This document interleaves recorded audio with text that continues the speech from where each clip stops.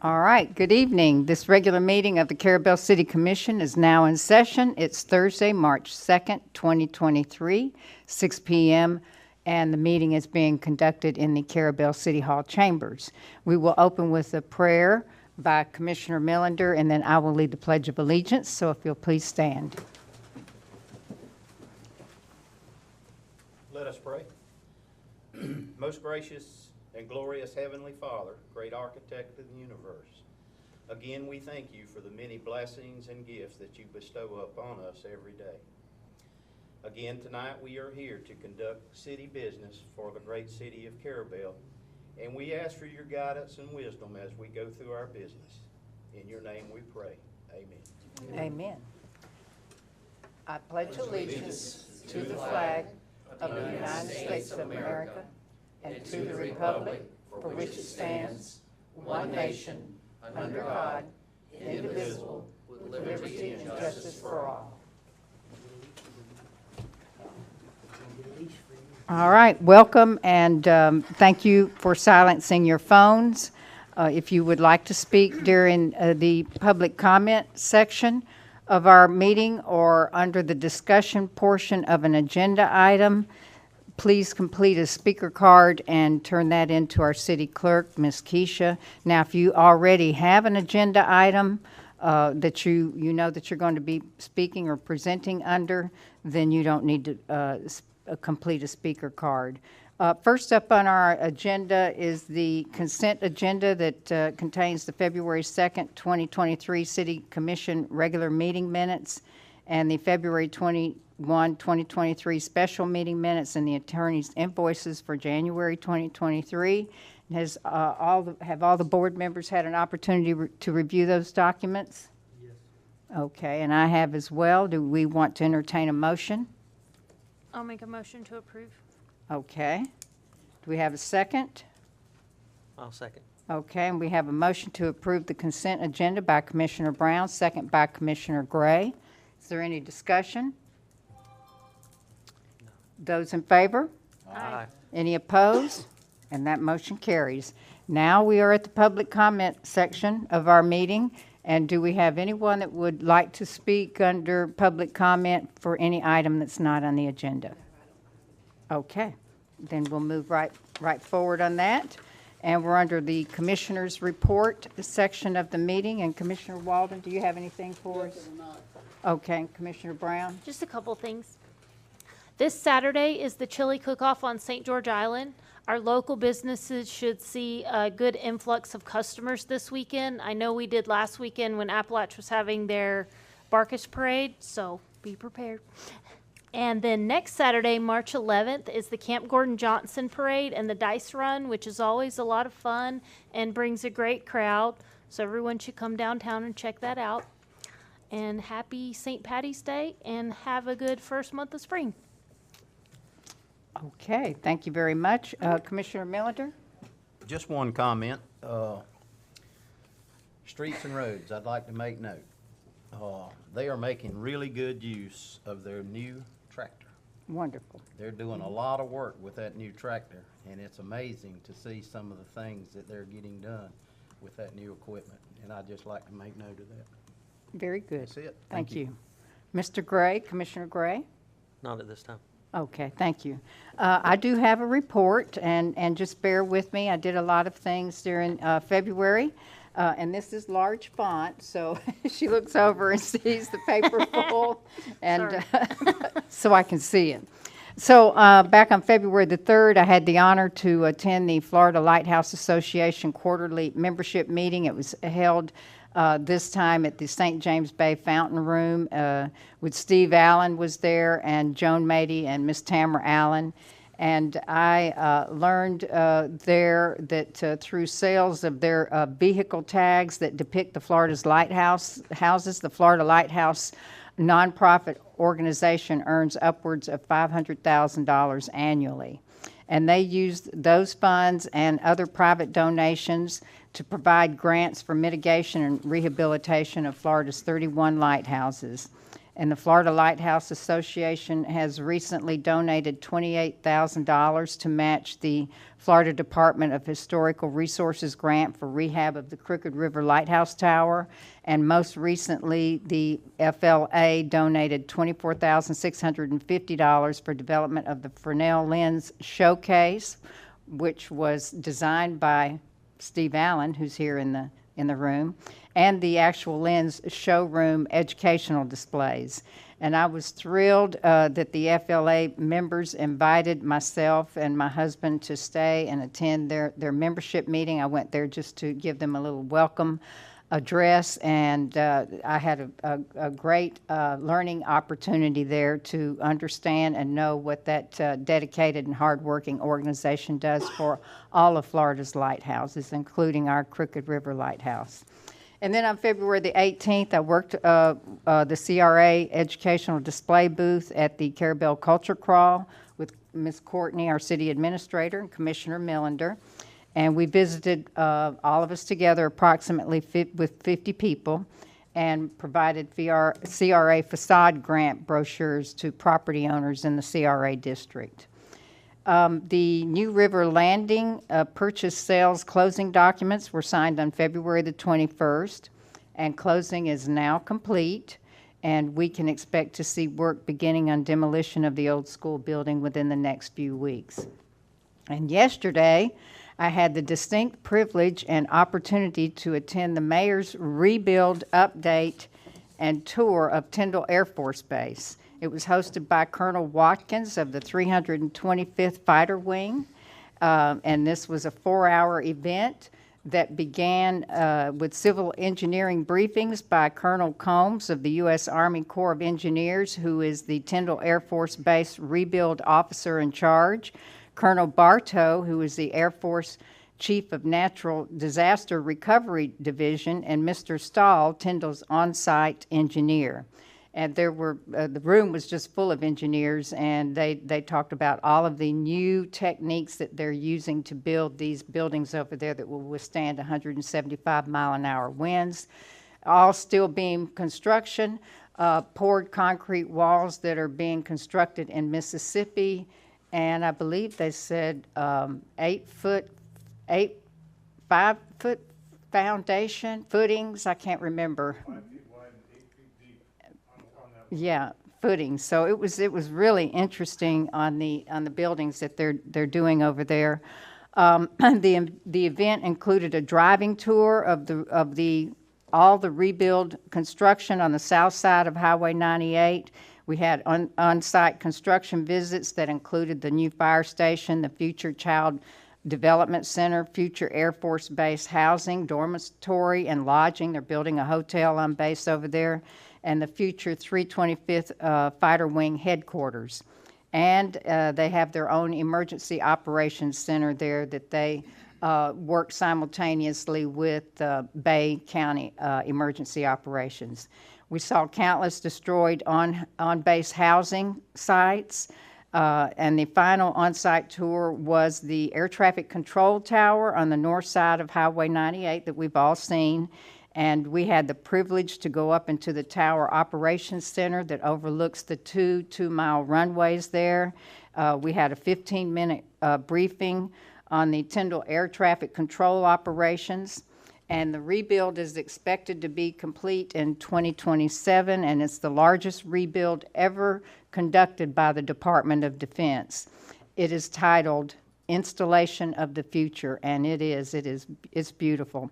The Air Force is in the process right now of relocating all their F-22 fighter jets from Tyndall to Langley Air Force Base. In August, Tyndall will begin receiving shipments of the new F-35 Lightning II fighter jets. And they're going to get 2 aircrafts a month, and that will continue to receive 2 aircrafts per month for a total of 3 squadrons, plus an additional 2 F-35s per squadron, and that will equal 78 fighter jets. The F-35 is a stealth supersonic jet that is the most advanced in the 21st 21st century warfare, and it has the training air range from Eglin Air Force Base to Carrabelle and south to the Keys. It has the capability of destroying incoming ground-to-air missiles. And I'm telling you all of this because we will begin to hear the F-35s in months to come. But I was assured, I asked 2 times, we will not hear these F-35s more often than we heard the F-22 fighter jets when they were busy working before Hurricane Michael and busy in training. And the F-35 is a 5th generation multi-role fighter. So they're real excited over there. Tyndall Air Force Base provides about $1 billion in economic impact in 2021, and they are really working to get going and get back online. So I want to thank you all for listening to me. I look forward to having a good meeting tonight, and I look forward to seeing you all at the Camp Gordon Johnston Parade next Saturday. And we will go on to the attorney's reports.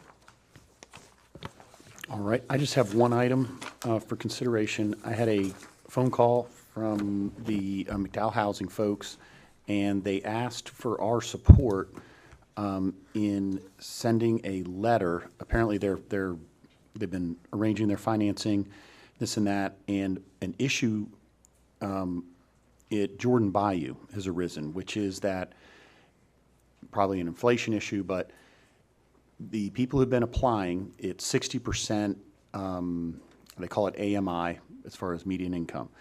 And what's happening is people are making too much money to qualify for the housing. And we've all talked about this issue before, that literally people who, they had some folks that were on Social Security that made too much. That was their only income, was Social Security, and they made too much.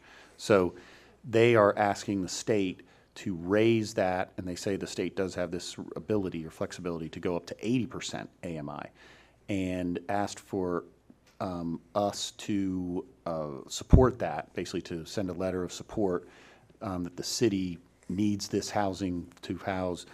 They sent me some proposed language. I can read it off quickly, but it's simply saying that the city is, within the city or adjacent to the city are things like the Franklin Correctional Institution, State Forestry Office, U.S. saying like county agencies that employ residents, and we'd like to be able to house them in the city. And as it stands, we would hope that they could house them in their developments, that both at Jordan Bayou, where they have a number of vacancies now, and at the New River, the planned community. And what I would ask is, we can leave it subject to the mayor's approval. She's always good at these letters, but this is a draft letter. We can fine tune it, but the commission to just authorize her to send such a letter to Florida Housing Authority. And I would be glad to send such a letter. Yes. And I would be glad to send such a letter to the legislature this year. They're almost in session. In fact, at the engineering briefing yesterday, that was a topic that kept coming up even while we were riding on the tour. They at Tyndall Air Force Base cannot get enough affordable workforce housing in the communities surrounding. That is a huge problem on the Gulf Coast here. So It would be a step, in my opinion, it's a step in the right direction toward workforce housing and not just affordable housing. right, affordable workforce housing. Workforce, but those words that we I know toss it. back and forth, but workforce housing, correct. So Do we need a motion? So just make a motion to authorize the mayor to send such a letter. We'll work with the attorney to send such a letter. I'll provide a draft to the mayor. She can review it, revise it, and then we'll get it out. I'll make that motion. I'll second. Okay, we have that motion by Commissioner Millender, second by Commissioner Brown. Do we have any discussion? Okay, all in favor? Aye. Any opposed? Okay, and the motion carries. Okay, anything else? Can I ask a question about this? Sorry. Yes. So this would be for both of their properties?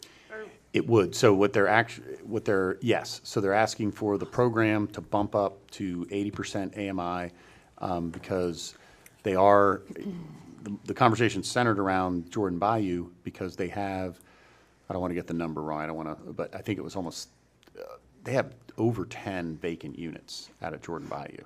And just recently, and they've had a lot of applications, and people are coming in just over, and basically, that was my question, right? I said, well, will 80% do it? Right. You know, and they say, yes, it will. Like, that'll qualify a whole bunch of people that have not been qualified because they make over 60%. I think this is great. Hopefully it works out. Is there any other discussion on this item? Okay, Mr. Hartman, do you have anything else for us? I do not. Okay, thank you. Okay, then we'll move on to the city administrator's report. Okay, you all received your department reports. Y'all have any questions? Right, the TDC approved funding for a Moby mat and informational signage at McKissick Beach. The Moby mat has been installed. We're still working on the signage, but we do have the Moby mat installed. We are re-advertising for the Carrabelle Community Redevelopment Agency volunteer appointed board member. The appointment tentatively is scheduled for April the 6th at the commission meeting, and the term will tentatively begin on April 17th, 2023. So that advertisement has been put in the paper, and y'all, if you remember, we were gonna run it 2 separate weeks, like every other week so that's been scheduled. The mayor and I met Tuesday with Mayor Ash from Apalachicola and their city manager, Travis Wade, and Commissioner Ricky Jones and Michael Marone and Aaron Griffiths from the county, and discussed Triumph funds and how we could all work together to apply for Triumph funds. So we are scheduling another meeting that we're going to meet with some of the members of the Triumph board and kind of ask them what do they suggest us applying for, and because right now we've submitted applications to the county and the city as well, and they've been denied because we don't meet the requirements. But we're being told that they have some new board members and they've lightened up on the requirements, and so we'd like them to come and meet with us. So we're going to keep this little group for now until we can figure out what's eligible, and then we'll bring it back before the board and come up with some projects. But it's nice working with everybody and everybody working together. Very good. And then we may need to schedule a special meeting to hire the chief of police. The deadline for applications are due on Monday. So far I have 1 application turned in, but the deadline is Monday at 4:30, What's the date on Monday? the 6th. So there will be no administrative, because the chief of police is at the pleasure of the board, that there's no administrative interviews, so it will be up to you guys to interview or look at the applications and decide, make a So decision. if you guys want to have a special meeting, we can do that. We can schedule that under Keisha's, well, we can schedule it and then she can announce it. And I'm available on the 9th, the 10th, and the 21st.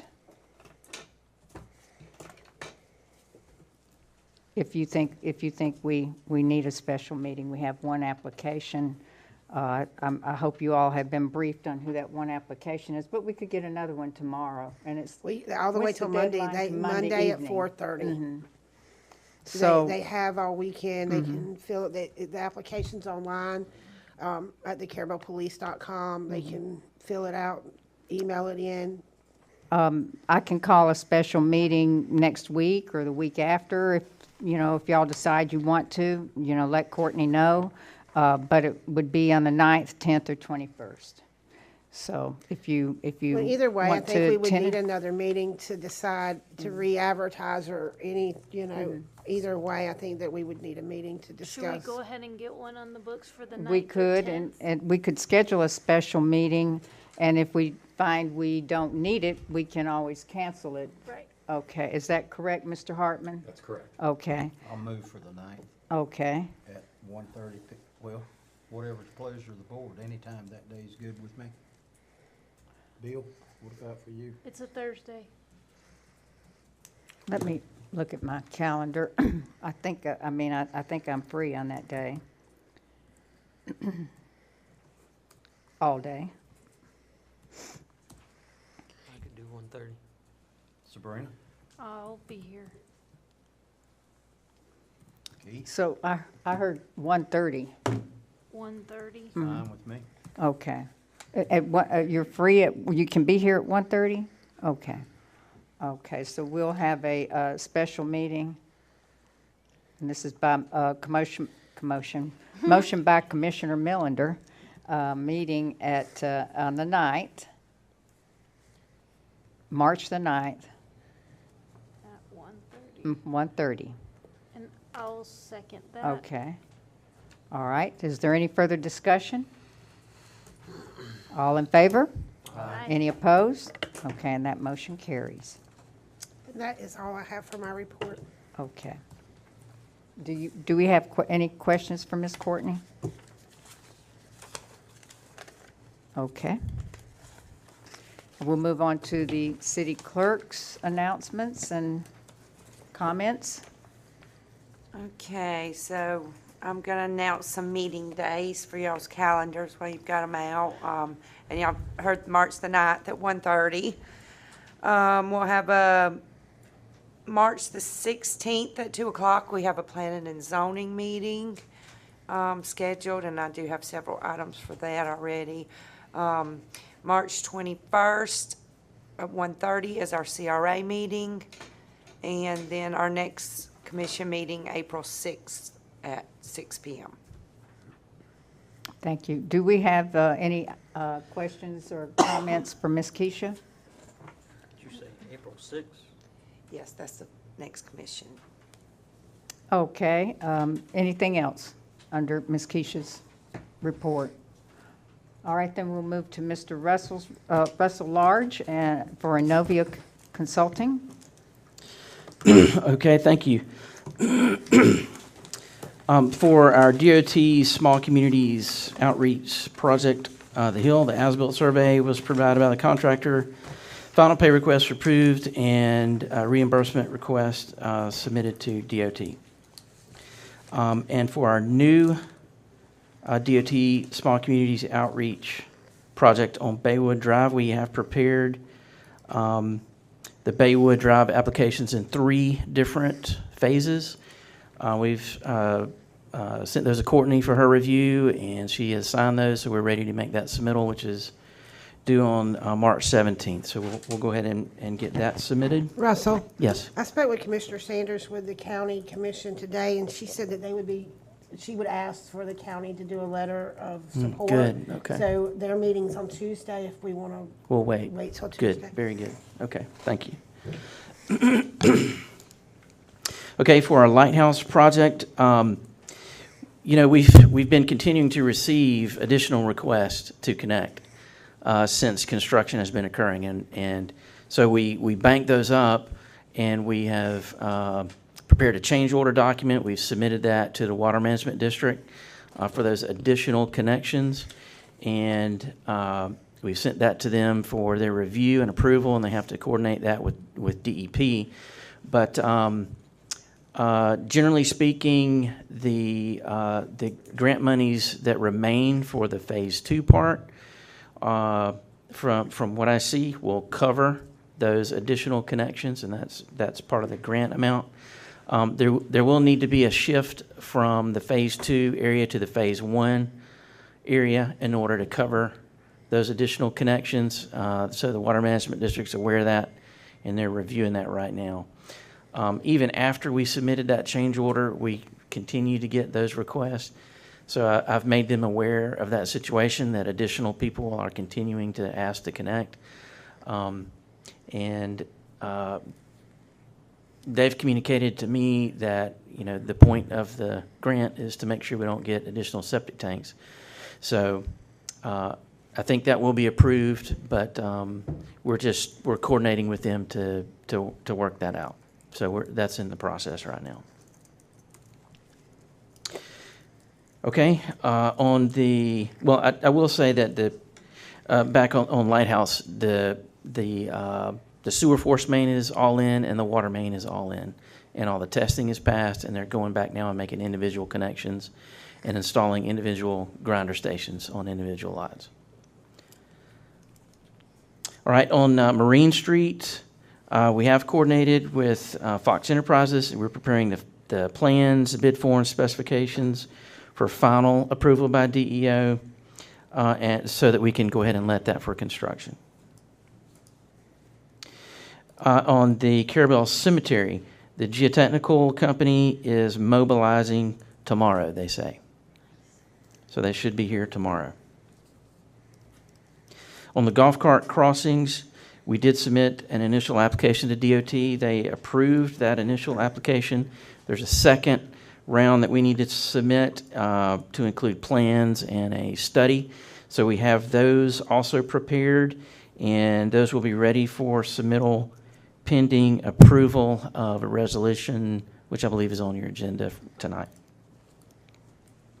And then lastly, Lanark West sewer improvements. That funding application was prepared and submitted to the Water Management District, and the amount of that request was $6,460,000.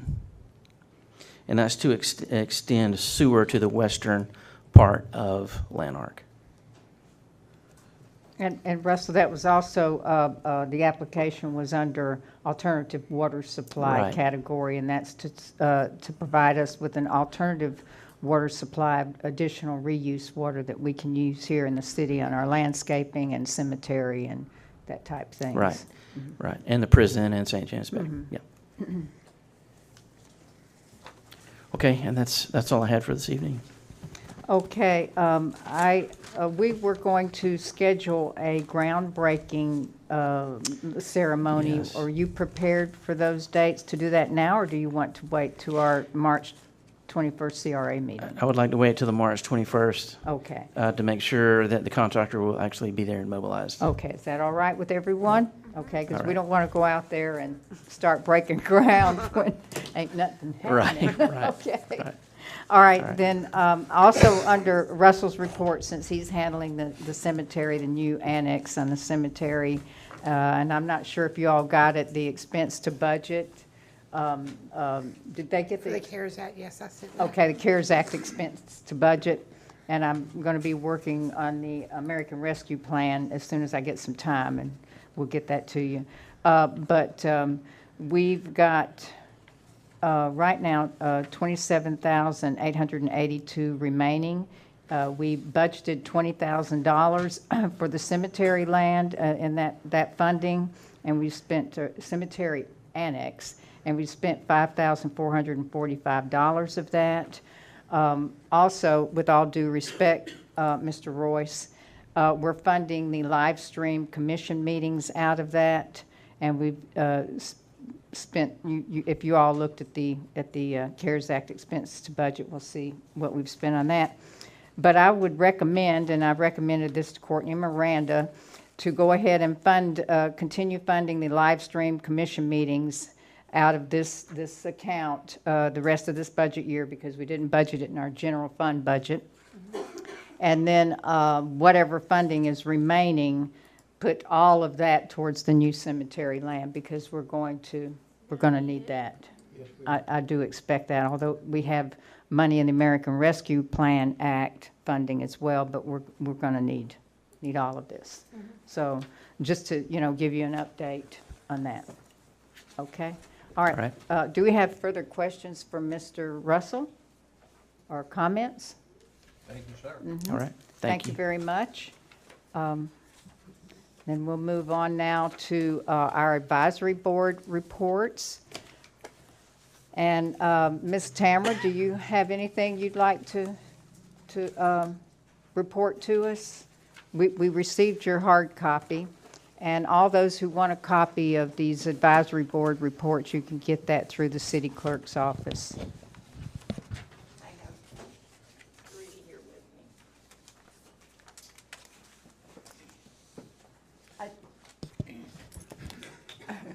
I just wanted to say that, two things. One, we appreciate the city being a partner with us for the culture crawl. The Streets and Roads people were fabulous, and it was great having the CRA there as a part of it, and it really made a very good partnership, I thought. So we appreciate you all doing that. And the other thing I just wanted to,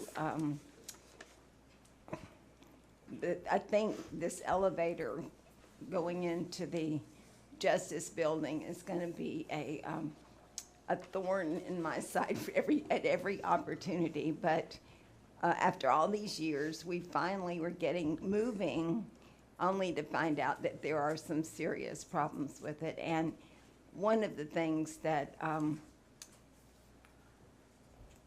I don't know how serious it's going to be, but there's a possibility that if we stick with the plan as we have it right this minute, that it's going to create a liability for the city that I would not recommend to you, and that is they didn't leave enough room for the person coming off the upstairs porch to get off the elevator and go in the building without going down the stairs.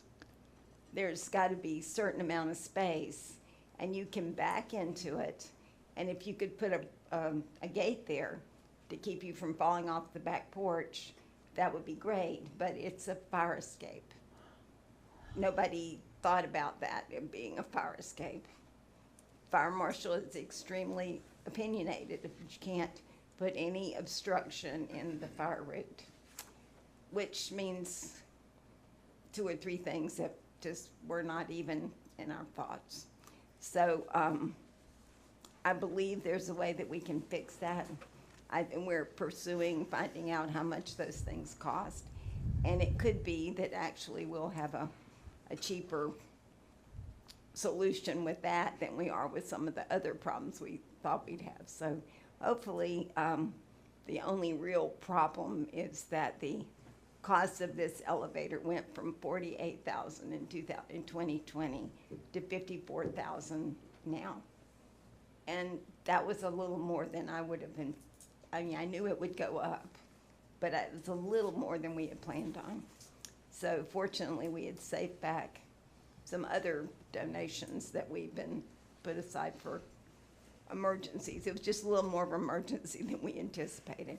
But I just want you to know that if we cannot solve that problem, then I'm going to recommend that the city not go any further with this, because we don't want me or anybody else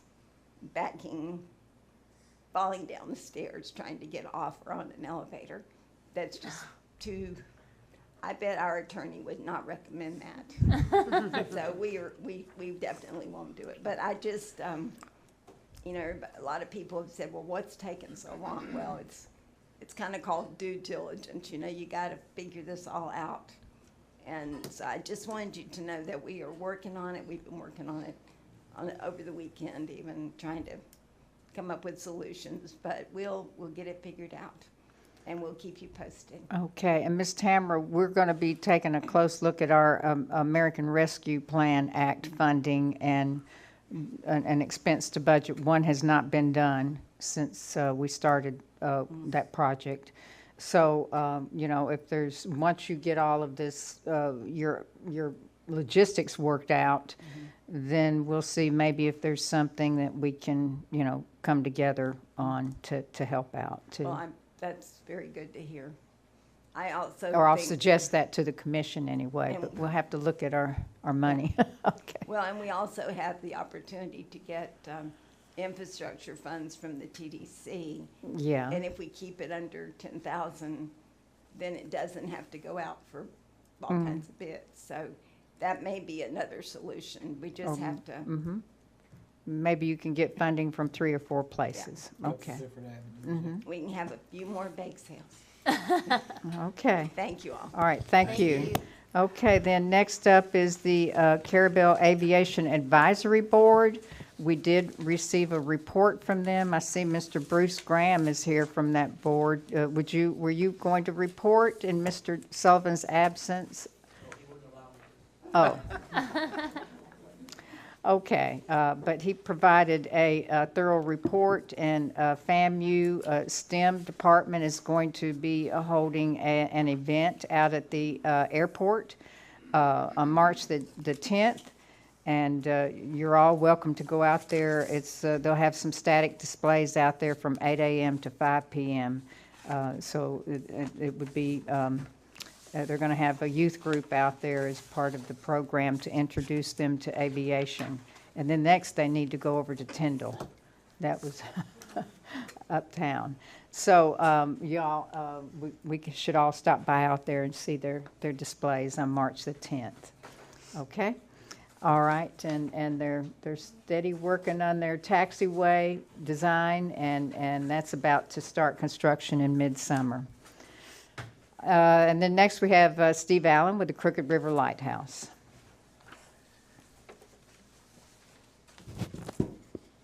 Good evening. I have three announcements. So I'm going to start with the one that's harder for me to remember. Next Thursday on the 9th, the Franklin County Apalachicola Times will feature a invitation to bid on the design work with the architectural services for the restoration of the tower. That will begin shortly after. So just to let you know, you can pick up that paper and come by and pick up a packet if you're interested in an architect. Then secondly, thank you for the kind comments. I do want to have a point of clarification before I get in any trouble. Please. I did have something to do with the design of the big case, but Joan Mady should get recognition for her incredible work doing the panels and presentation and interpretive exhibits. She's a genius at sort of composing all of that in such a thoughtful way.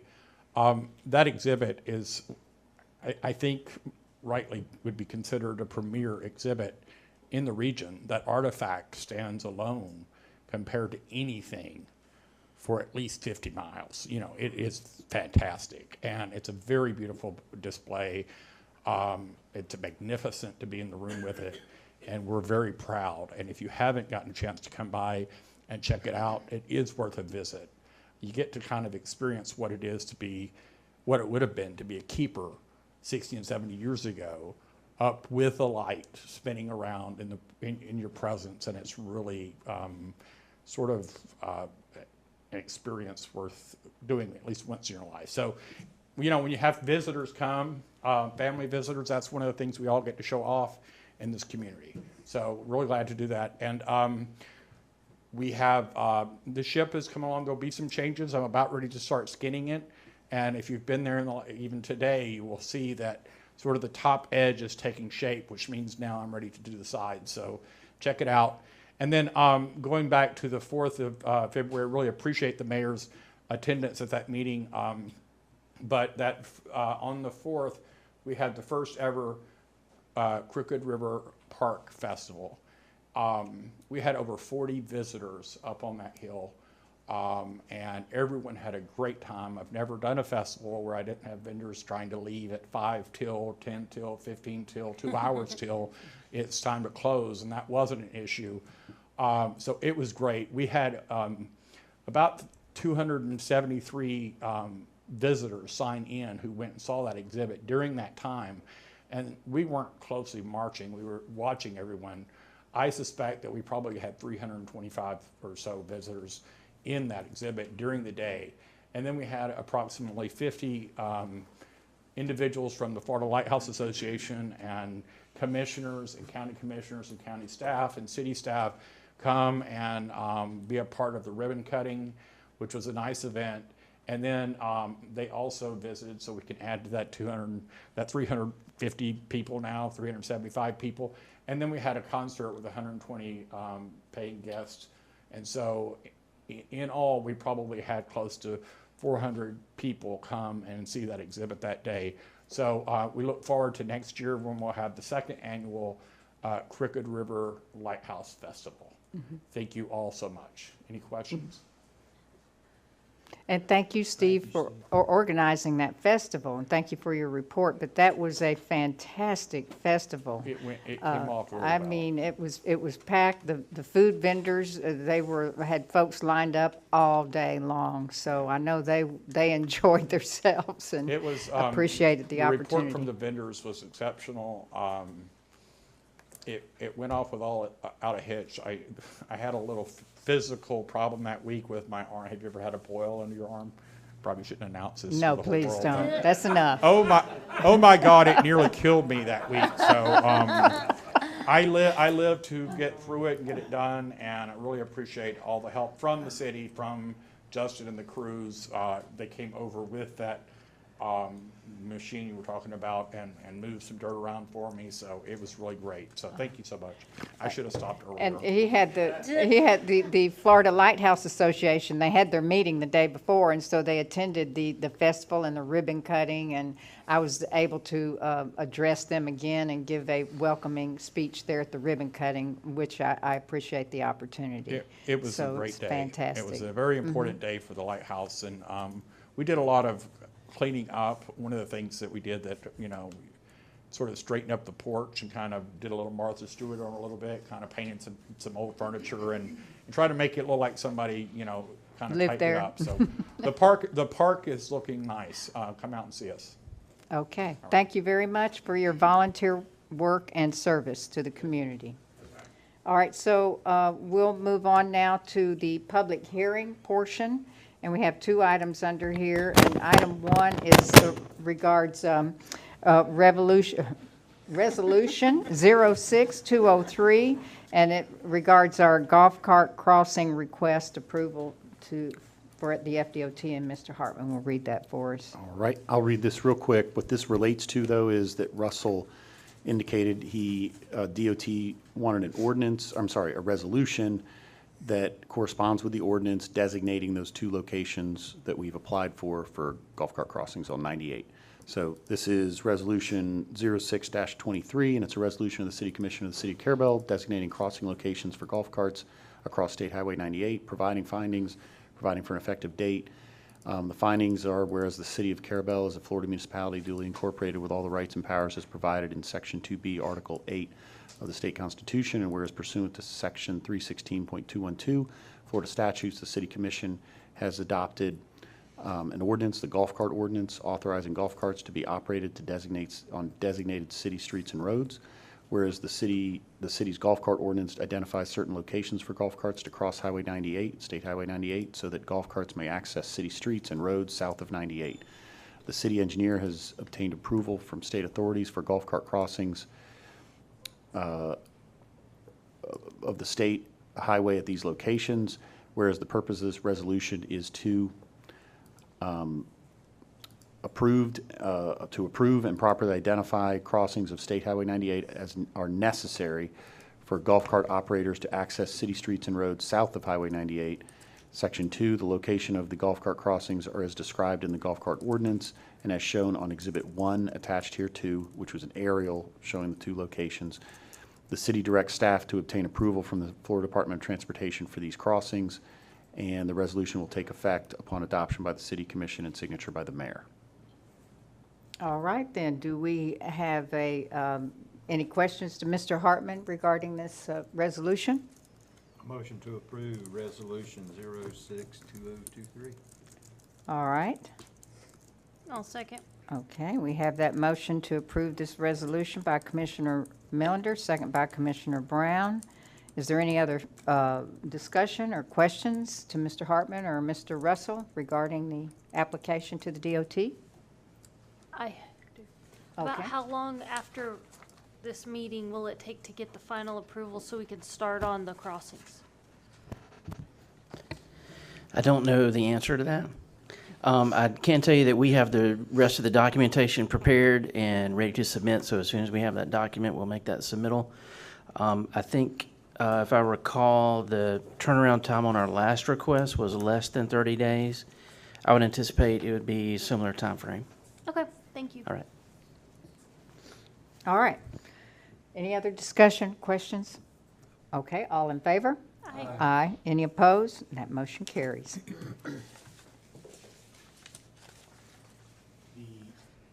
We have a second resolution. Yes, 072023, and if you'll read that for us. Yes. So this resolution relates to adoption of a policy dealing with CDBG, or Community Development Block Grant program procurement policies.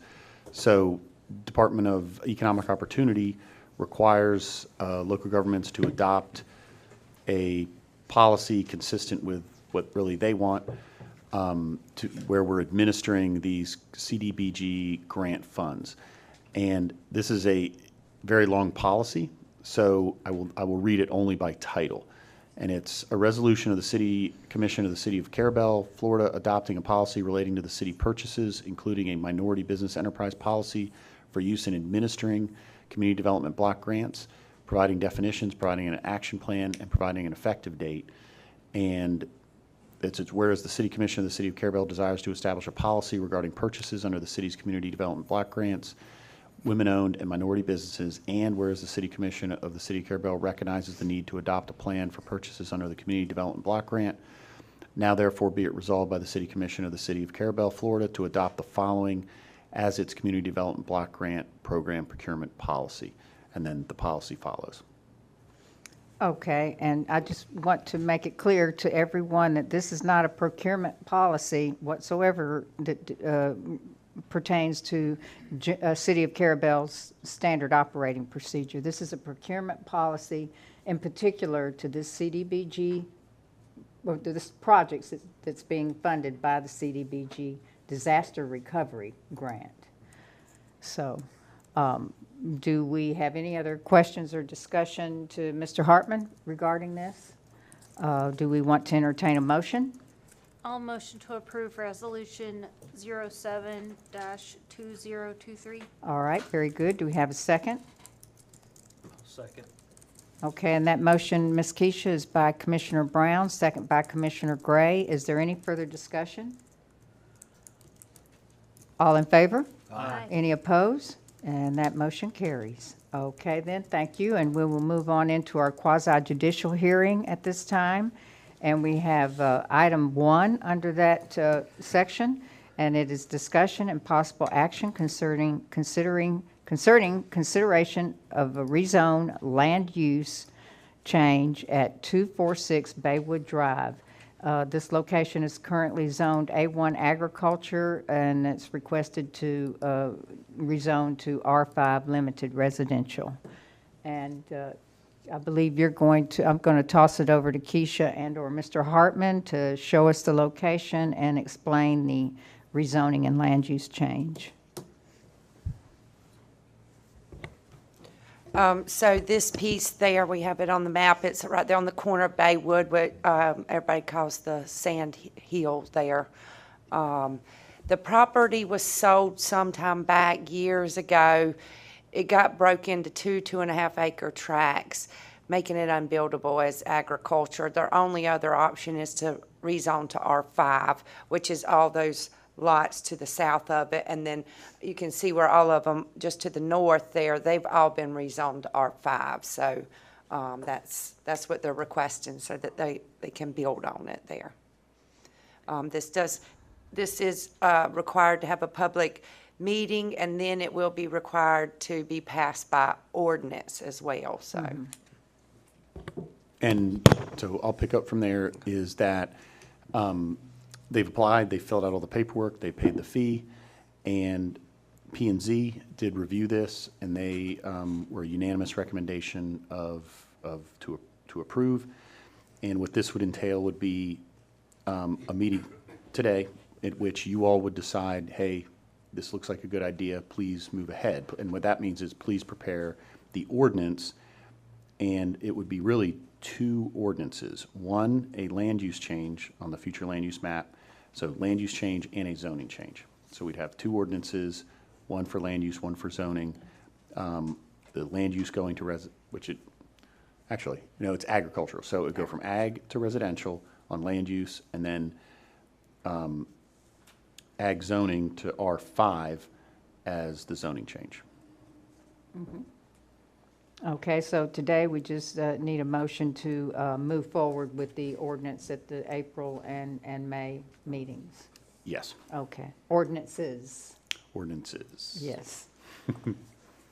If we want to do that. If you want to do it. Yeah, we don't, we can approve or disapprove. I personally think it's a good idea. I had discussion with staff on it, and is consistent with what's already out there as the clerk has explained. So I think it's a good idea. So I'll make a motion that we move forward on the recommendation. Do we have a second? I'll second. Okay, and that motion is by Commissioner Millender, second by Commissioner Brown to move forward on the recommendation from the P&Z as explained by Mr. Hartman. And do we have discussion? Okay, I just wanted to say, I'll echo what Mr. Commissioner Millender has said. I believe it's the right direction to move in. As Ms. Keisha explained, there's nothing else that can be done. It can't be agriculture property because it's too small. So, and if the owners want to utilize it and put a home on there, then let it be. Okay. Okay, all in favor? Aye. Any opposed? And that motion carries. Okay, then item 2 under the quasi-judicial hearing is discussion of possible action concerning a replat of the Sun and Sand Village, Unit 2, lots 8 and 9, and this is requested by Mr. Ed Simmons. And once again, I'll toss over to Keisha and Mr. Hartman to give us the details. And I believe Mr. Thurman Roddenberry's here on behalf of Mr. Simmons too, if we have. So Okay. basically, I think I've talked to you all individually, but for, this is the two parcels at the end of Gray Avenue, 8 and 9. And they're dividing them up between the two into 9 lots. They are zoned R5 as well. So we've went through and looked, and the requirements are 100 by 100 lots, so these are well above that. They have to, kind of unique, as you can see, because there's a lot of wetlands in there, but there is some uplands, so that's why the shapes, that's not necessarily the lot, that's just the buildable area there that they've got platted out. So it's consistent with R5. Like I said, it's could get a lot more density in there, but with the wetlands, this what's going to work best with them. And as you explained, that this plat is a little more detailed than what we normally see in a preliminary. Yes. And so they'll be back for A final plat final. approved. And then, but it'll be the same thing. This is usually what you would see at the next step. Okay. So, Mr. Thurman's very detailed.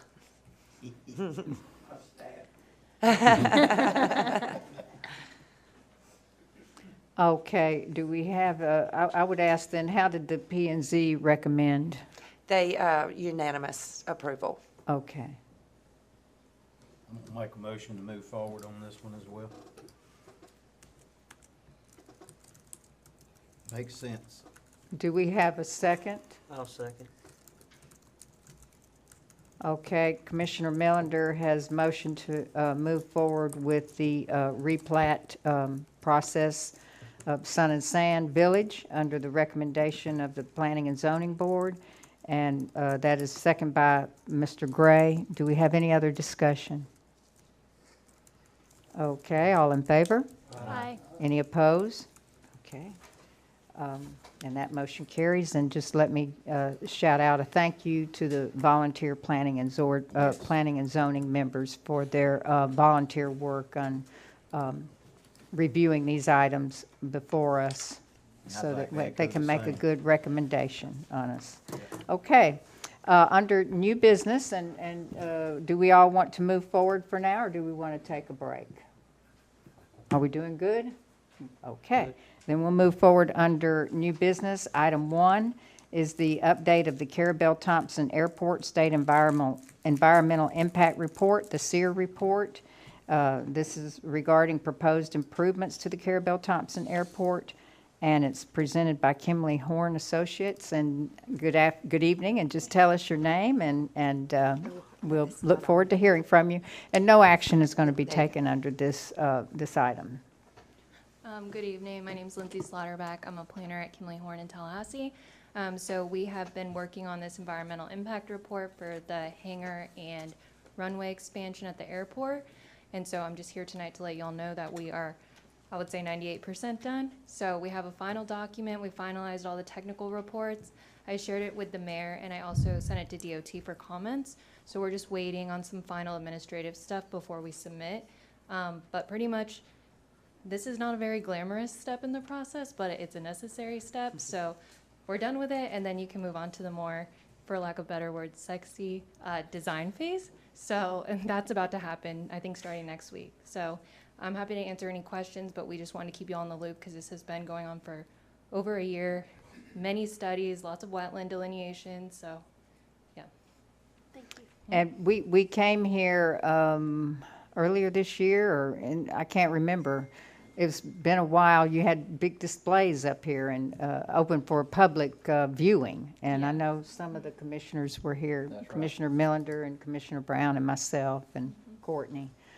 So it would be questions pertaining to those that presentation at that time. Good. Yeah, and I mean, it was pretty much just like we looked at wetlands, species, that kind of stuff. So just to get a really good sense of what's out there, like historic and cultural resources as well. So we just have a really great idea of what is on the airport property, where we can build, where we can't build, that kind of stuff, and the design will reflect that. Okay, and do we have any comments from anyone in the audience? Would you like to speak? Okay, please come forward.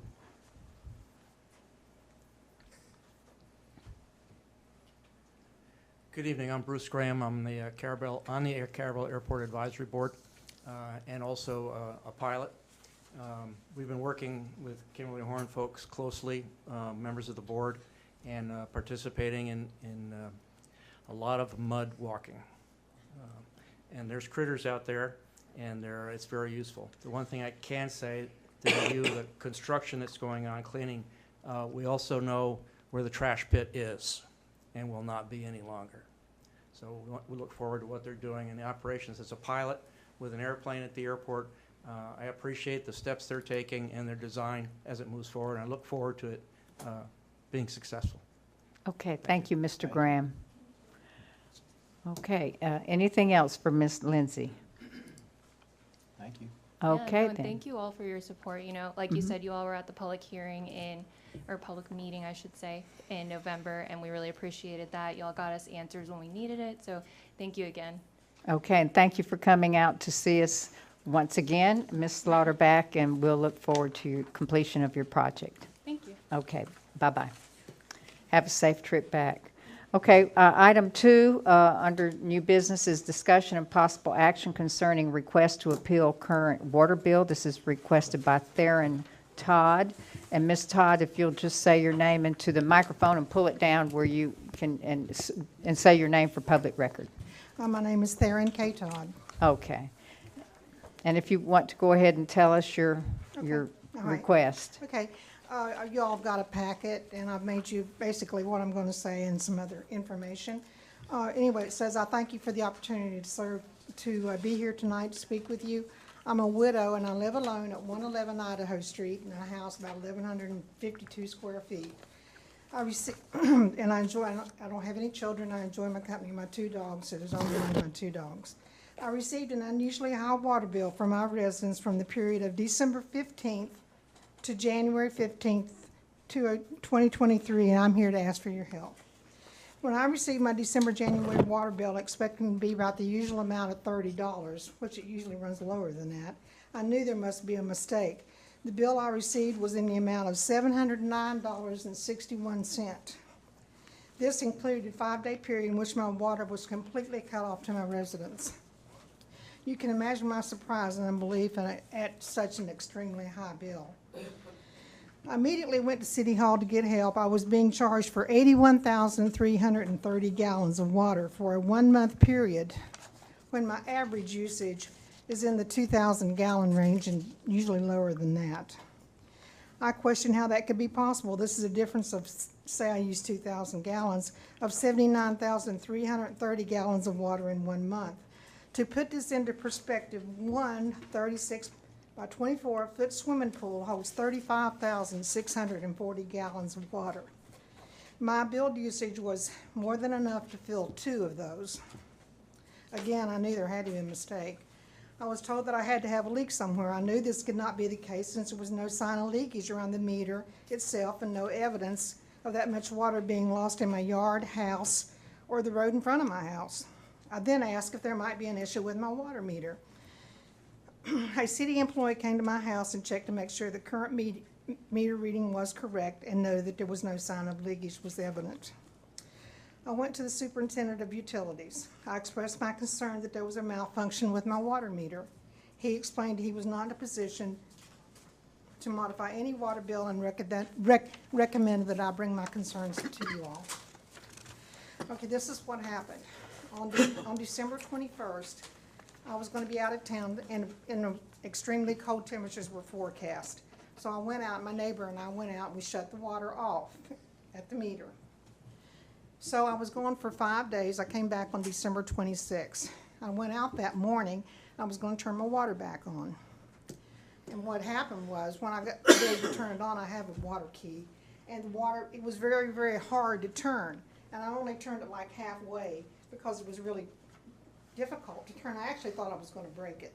And then at that time, the pipe started vibrating and shaking. And I didn't know what to do. So, so this is what I think what caused the meter to malfunction. After much research, I have numerous articles, and you have them there, and 2 videos that show how a meter can react violently when when water is reestablished after an intermittent shutoff. I would like to quote an article by BSG Engineering on LinkedIn. It states, often air gets into the water system. The water meter registers the volume of water through it, which includes air, as it cannot differentiate between the two. I would like to show you the 2 videos, and I think Ms. Dempsey has that. Would y'all like to see the videos? And also, after reading the article, that's why I wanted to do the video. I say temporary because the next month's water bill was 800 gallons, not 81,000. So this is what I believe that happened. This is a water meter that you'll see it running. This is how the water is running. When the water is off, there's no water at the moment. There's only air coming through the system, and this is how our meter is running. Please, can somebody do something about this? It's a big problem. We're paying for air. Okay. And then there's another video there, video 2.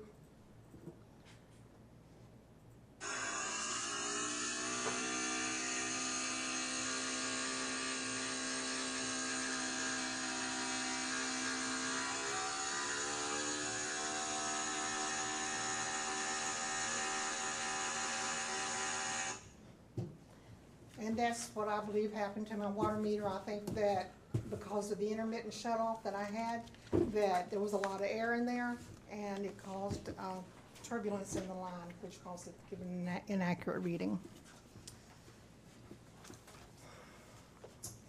Also, you'll have some sources on your printouts. You'll have sources pages where I've researched this. I'd like to read number 3. It says an often overlooked effect is the ingress of air when the supply is interrupted, which has to be discharged during the reopening. This air can be released through a variety of outlets, including the customer service pipes. When these are metered, it is likely that the air will have an impact on the accuracy of the registration. And another one, it says, in summary, the results show that the passage of air through water meters has a number of undesirable effects, which ultimately will impact the customer. This relates most notably to the accuracy, overreading, and reliability of the meter. And then the last thing I have is, and I think you all have it, is my water bills and my usage for the past year anyway. So, and that's what I got. Ms. Kay.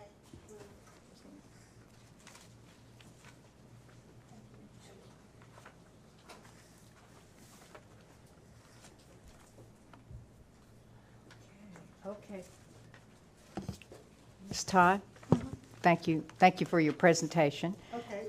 We may have a couple of questions here, so just hold on just a minute. Let us look, because we just received this packet from you. Sure. I do have a question to start out. Who produced those videos we just looked at? They're cited on there. I beg your pardon? They're cited on the sheet, on the sources sheet that came off. Okay. Yeah. The North Glen News was one of them. North Glen News, okay. They're not basically here, but I figure the mechanism of the meter is the same, so. But it was produced by news Yes, it was North And not Point by News. water professional. Well, it was Some- produced by, I don't know who it was produced by, but. Uh-huh. Yeah. I mean, But there like are- it wasn't a study or something like from Well, the I have Florida ar- I- Rural Water But I have Association. articles that show that, and then. Okay. This was actually in response to people showing up at a city meeting very angry, and that's what they had this video to show. And how did air get into your water supply Well, pipes? I guess when the pipes were open, air gets in there, and air also comes down the city line itself. It can, you know. And I have a question too. The valve that you said you turned off intermittingly? No, I said when I got ready, no, I turned it off Okay. totally. And I left And my now faucet. was that your valve or was that city's valve? I don't know what valve you're talking about. It's the valve that turns the On the meter. on the meter. Okay, that's the city's. Yeah. Yeah. Yeah. That's, and I went out there and shut the city water off when I Yep. was gonna be out of town. At her for 5 water days meter. Yeah, At my okay. residence. That's what I was looking for. Oftentimes, folks on what's called their side, the owner's side of the meter, will put their own valve. I don't think mine has that. Okay. Yeah, they do sometimes do Yes, they that. do. Uh-huh. Just Yeah. learned mine did. Yeah. But anyway, when I But- went in the house, I mean, because it was such a trauma, I knew that I had to get in and turn my spigots off, and water was going like in the bathtub and everything. There was a lot of air in that line. Okay, go ahead, sir. The other question of concern I have is, was your water off during the time that we had that extremely hard freeze? Yes, it was totally off. I was out of town during that time. It was turned off at the meter during that time. So when I turned the meter back on, my neighbor, who was supposed to be here, oh, there he is, he came and we checked the line and everything, that I don't have a leak. I do not have a leak. I have not had a leak, and I still do not have a leak. And the meter just started working. I guess when all the air was expelled, it got back, but I didn't even know it until I got my water bill, you know. And I was like, oh my goodness, so. Well, I want to tell you that I do empathize with do you. too. I do, because I have been in your same shoes, not once, but twice. And I understand what it is to get a huge water bill that you weren't expecting. Well, It gives you chest pain. It So, does. And actually, I do did- understand it, okay. And I know there's one commissioner on this board that understands it. I do understand it. However, I had a water leak, but Yeah, but see, I do not there's have a another water one. leak and have not had a water leak. And we have our last commissioner that resigned, he also understands.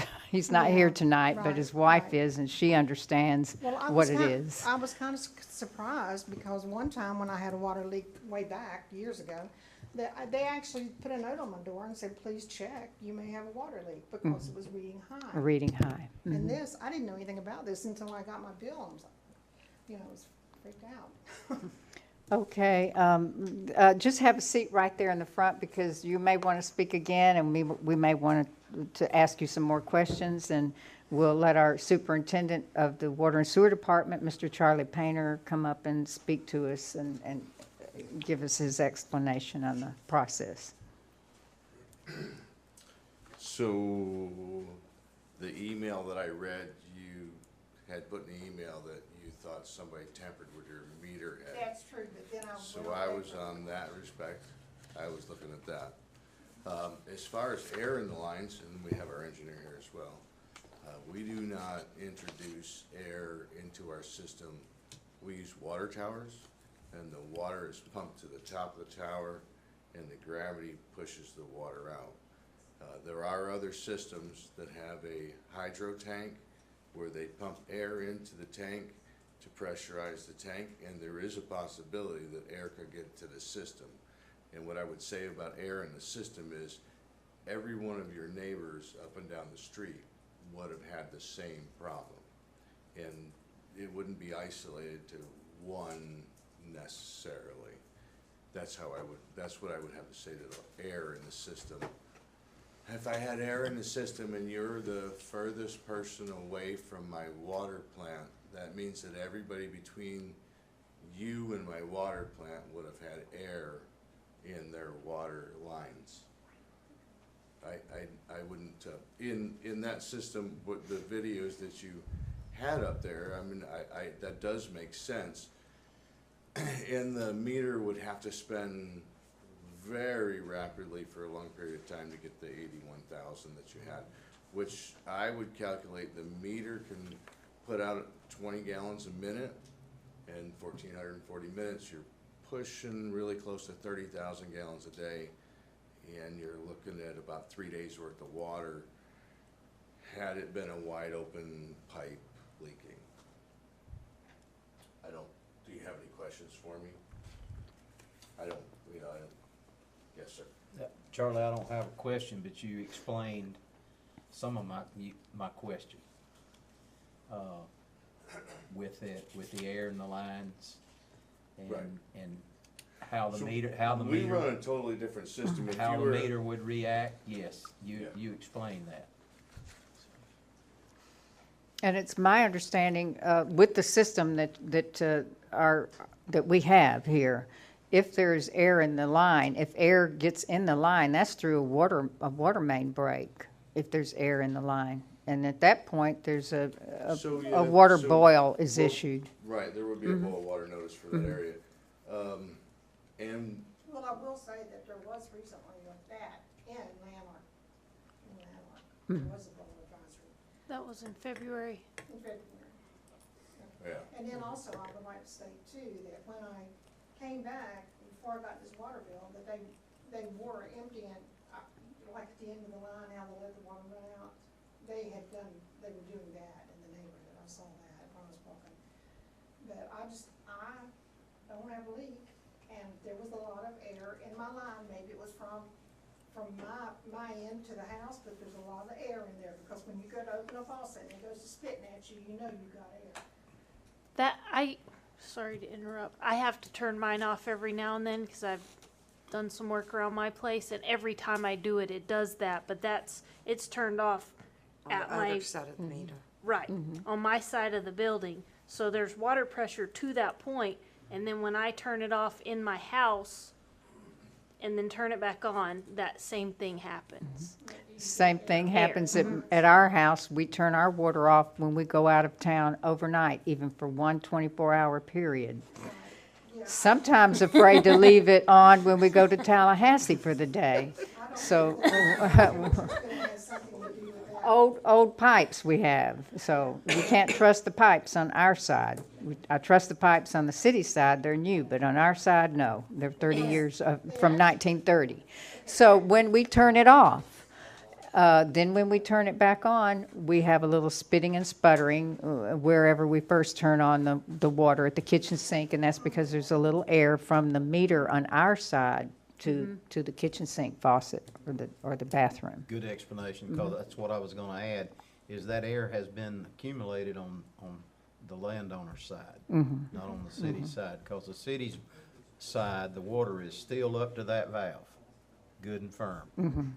Yes, with good pressure. That's correct. But this is a dilemma. It's always a dilemma It for is. us when It folks is. come before us with these. I could be billed for 81,330 gallons when my average usage is less than 1,000. I understand, and we've got staff did provide us with your readouts from past 2022 for the past year, since last March. We have those, and I'm sure you saw that, got a printout of that as well. And we have a printout of your water meter, and you even mentioned, so what we were going on is not what you had talked about, air in the pipes tonight. I could not imagine. But you had, I did find out that my meter was being skipped. That was another thing that I considered.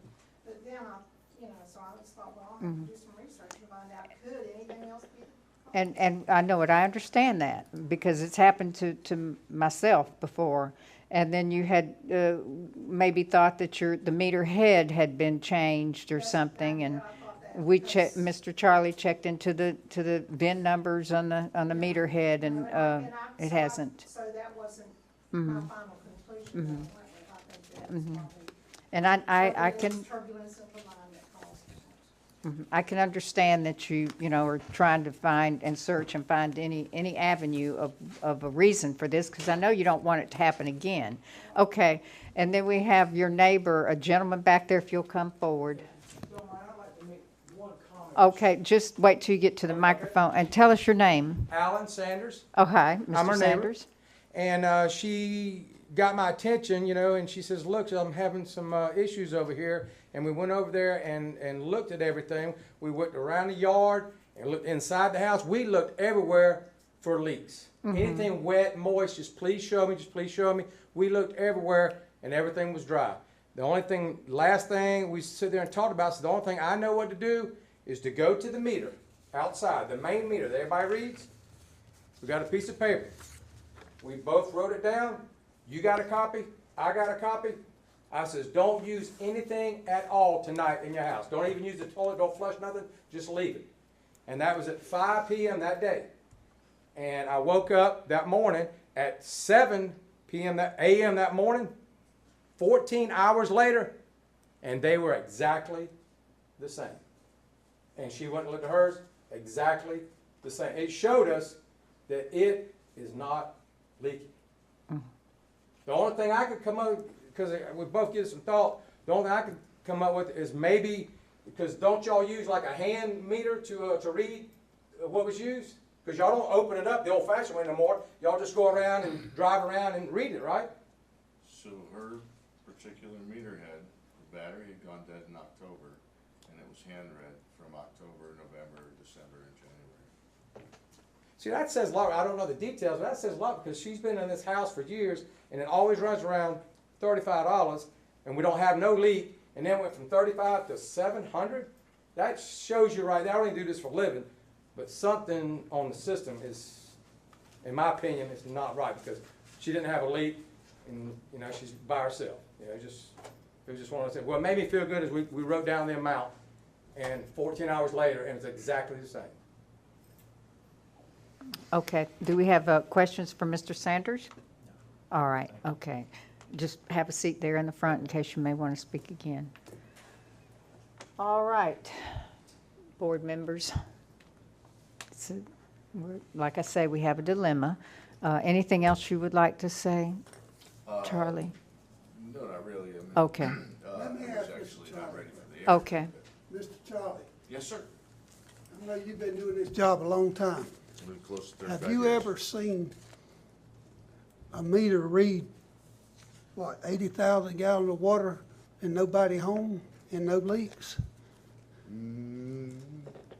Yeah. We have, I come through this from time to time. I can't answer you where the water went, but you asked me if I've ever seen this before, if I've ever been in this situation. Yes. from I want time to time ask we you, do. is it possible what this lady is telling us is true? Air in the Possible. system, I mean, we've come around a couple of them. I would, so if she turned it on, you know, I'm just just talking, okay? If you turned it on and you needed 80-something thousand gallons to go through it, it would take an awful lot of air. It's not gonna happen in a minute. It would probably take much more, like an hour or 2 or 3. I've never studied it, so I can't give you an honest answer. But the meter has to spin, that dial has to go around. And this is magnetized. So the bottom half of the meter I didn't bring. This is the top, this is the meter head. And there's a magnet on the bottom that spins. When the water goes through the meter, there's a fan. The water goes through the fan, and it spins the fan. And there's a magnet that would just underneath here that would make this inside piece spin. If it was to spin that fast, the gears that are in here couldn't keep up with that. It would have to be an enormous amount of air. And we heard in that video it going like that. It would have to go like that for a long time. You've never seen that much air in one of our, what you're telling me? Now, I've seen air in the system, not here in Not that. Carrabelle. We don't have that system. We don't have that I've system. worked on several systems. And if you had a hydropneumatic tank and it had an air compressor on it to create an airhead in the tank, so it's like a bladder tank on your well where you have air header in it, Okay, so if you're using a lot of water going through that tank like a public water system, you would have to have an air compressor to keep up the air, because it would get, the little bubbles would get pushed out all the time. If the well broke and the air compressor kept running and filled that tank up with air and it pushed it down into the ground and followed it out to the system, the first customer that flushed their toilet would scream because their toilets would come off the ground. Well, I appreciate that, because we're gonna have to rely on your information to make this decision. I got you. You know, that's the reason you're here. Yep. And, I just want to say this, lady, we all feel your pain. And we've had many customers in here with your same problem. But never one air is contested. They just had a leak, and they wanted some relief. I don't have a leak. I do not. But I know I have, And I've got articles, what he's talking about, it shows it, if it rotates too fast, yes, it will mess up that, because here's one that's melted. So I don't know why, but, I mean, I did not have a leak, and I'm getting billed $700, which Did we I send it off usually to have get to pay tested? under 30. and I know we have gone off and left the water hose running and not known it. And came back and there was, no leak in the house, and we didn't realize it. And so, and then some folks, they end up finding out that their toilet is running. And that can happen for a long time, and you can't hear it sometimes. It runs so quietly. So, I don't know, exactly. We've offered to test it as well, because we can send it off. Send the meter out to test, and Well, see, I will tell you, they did tell me that. They said, we can send this meter off to test it. And I said, well, that reading is right, because I had read the meter before I came down. And she said, it'll be $120. Uh-huh. At that time, my meter was operating correctly, So I didn't want to pay $120 to get it back, so you owe us another $120.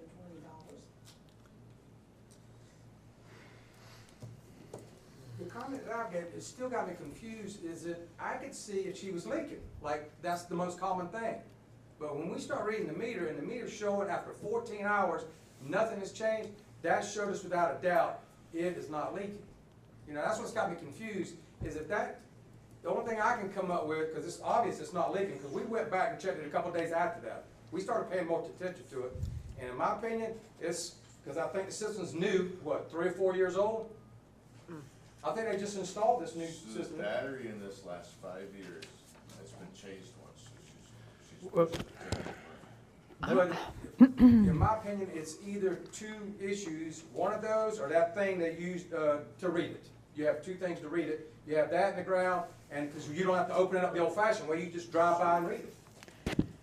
So he's thinking that may have malfunctioned, but I think what happened to me, it's more plausible as the air and the light. now but Charlie has explained to us that your meter was read by a human being for the last 5 months, 5 or 6 months. October, November, December. So during that time, your meter was read by a human being. It wasn't read, computer read, radio read. This happened though, from the period of the 15th, which is when the meters are read, I guess, to the 25th. So you've got 10 days. Okay, It was Commission. read on the 16th of December, and it was read on the 17th of January. All right. Now, I want to speak to the commissioners, please. Okay. Commissioners. Okay. Go ahead. I just want this lady to understand that I think every one of us, and I know I do, I sympathize. But to give you an example, and this gentleman here, Mr. Sanders, an example of my personal experience. I had no evidence of a leak, but I had a leak. I'm going to tell you where it was. The mayor hit it. It was a stuck toilet. Now, let me finish. When used again, flipped, it come unstuck. Okay? So I didn't have to repair anything, but that's where my water bill wasn't $700, but it was up there. And it was just a stuck toilet. But I had no evidence of a leak anywhere. In my yard, under my house, inside my floors, outside at my faucets. There was no evidence. All my water that I paid a little extra for went through the drain. But I'm not saying that's what happened to you, but I'm saying it is possible.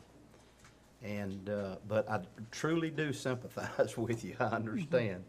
And been there and done that. I wasn't real happy about paying mine, and so others either.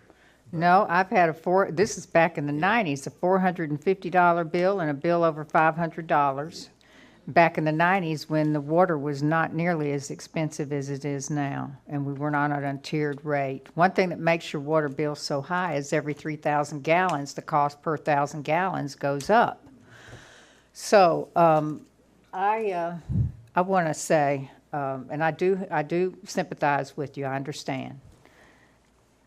The only thing I can now we all know here the air was not in the pipe from our water tower. We understand that. Everybody understands that. I understand that. Mm-hmm. I think the only thing that I feel like the only thing we can offer to do is to send the meter to test, and we'll pay for it. And then after that, if there's something wrong with the meter, then we know we can make adjustments to your water bill. If there's nothing wrong with the meter, then you are responsible for the water bill. That is the way that it's. Some people have paid for their meter to be sent out, and other people forgo it. I don't know if we've ever offered to pay for it before, but I'm just making that recommendation to try to come to some agreement and to some term here at this time. I agree with you. We need to send it off. Well, and test it. Mm-hmm. And I do understand us trying to work with this lady. But I'll say since I've been on the board for a little over 5 years, this will be my first that we've done this. We have offered to the customers, has been explained, which has been common practice since I've been on the board, that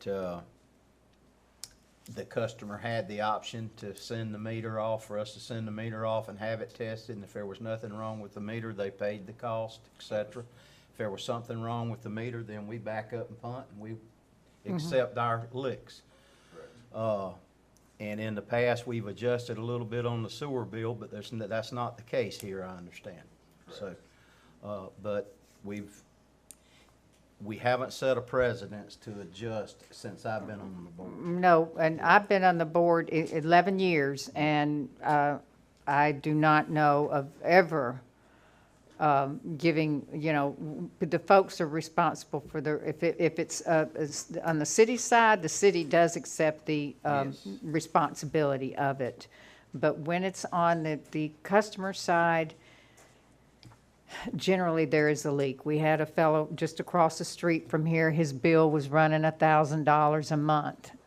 And, we told him that it could be a root in his inbound water line. And finally, he had that dug up, and yes, that is what it was.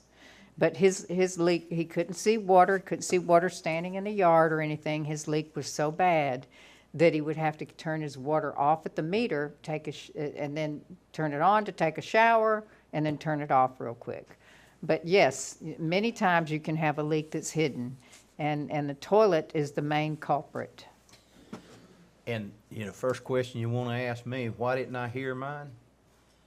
That leak was in the spare bedroom that I never go to, or bathroom that I never go to. But anyway, the mayor has offered that, and I do understand what she's trying to do. However, if we do it, we're going to set a precedent. Yes, we are. That means we're going to have, it's going to come up again. What was the cost of one being tested, Charlie? It's $120. $120. And that's up at the option of the property owner. It is. Yeah. That's usually the first thing I ask them, or we ask them.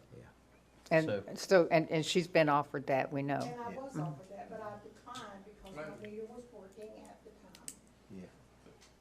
Yeah. So, Mr. Hartman. Keisha, I mean, again, I understand everybody's in a position here, everybody. I know at sometimes also we have, in addition to offered payment plans. Right? I think she's been offered. She's been offered that as well. Okay. They've worked with her a good bit behind the scenes, and we appreciate it. I don't think we ever got to that point. No, we She's did not. Oh. determined not to pay it is why we're here. Okay. That's why we're here, because I do not have a leak, I did not use that water, but that's all I gotta say.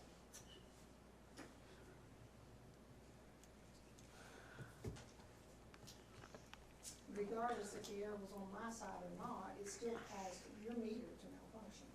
Ma'am, why are we gonna tell all these other customers that came here?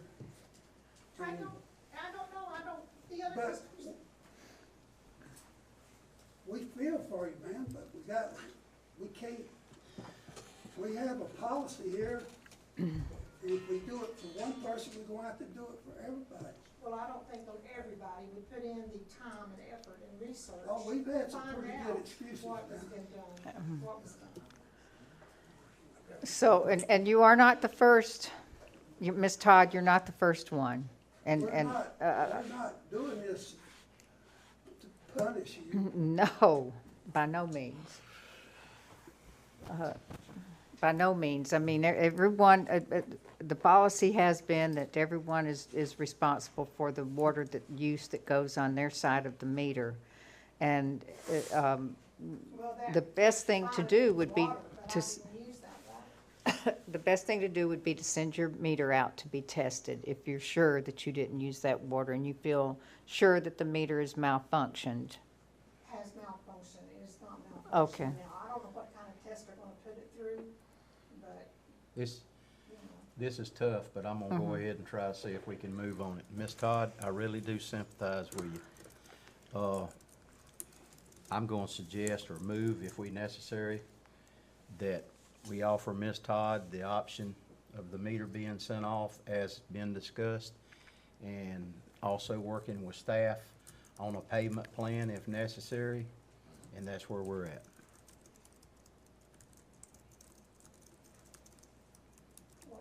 I'm not gonna say that. I got one more quick question. Oh, let's have a second on this vote, a motion first. So, and you want to offer her? If the meter is not,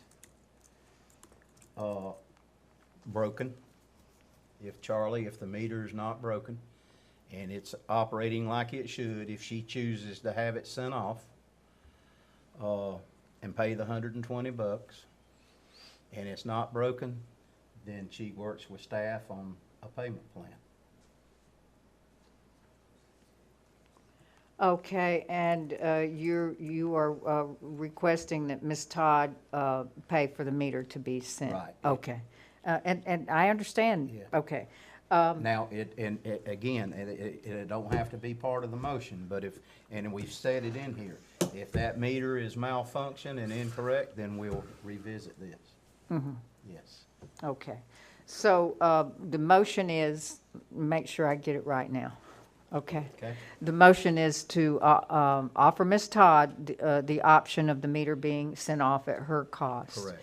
And then if the meter is not working correctly, she'll be responsible for her sending the meter off and That's for setting up a payment plan. Correct. Okay. If it is working correctly. If the meter's working Yes, if the correctly. meter is working correctly. Thank you. And that is the motion by Commissioner Melander. Do we have a second? I'll second. Okay, and we have a second by Commissioner Brown. And then just as Commissioner Melander has said here, and Commissioner Melander, make sure I get it right now, under discussion, if there is a problem with the meter, then if there's a problem with the meter, then we'll address it. That's our policy. It's our policy. Okay. That's correct. There's nothing Right. different there. Right. If there's a problem with the meter, the Yeah. customer does not get charged for the Exactly. test. Okay. Exactly. And Or if- the bill. Or the bill. Or the the, bill. oh, okay. That's But correct. if the meter is functioning properly and correctly, then the customer is responsible for the bill and the Correct, meter, and they- and the meter cost of the sending it out. Right, and they'll get the option to work with staff to set up a payment plan, to not have to do it all at one Okay, time. all right, very good, thank you. Okay, And then we have this gentleman, and you have a question. Okay, go ahead. So if she decides not to send the meter off, she still gets the option for the payment plan? Certainly. Correct? Mhm. Okay. We have that's an option for any customer. Okay. That's standard operating procedure. We just hadn't got to that Right, point. okay. Okay, then, Mr. Sanders. I got one more question, this is kind of new to me. So we got the meter in the ground, right, that we're reading, right? That's what we're going by.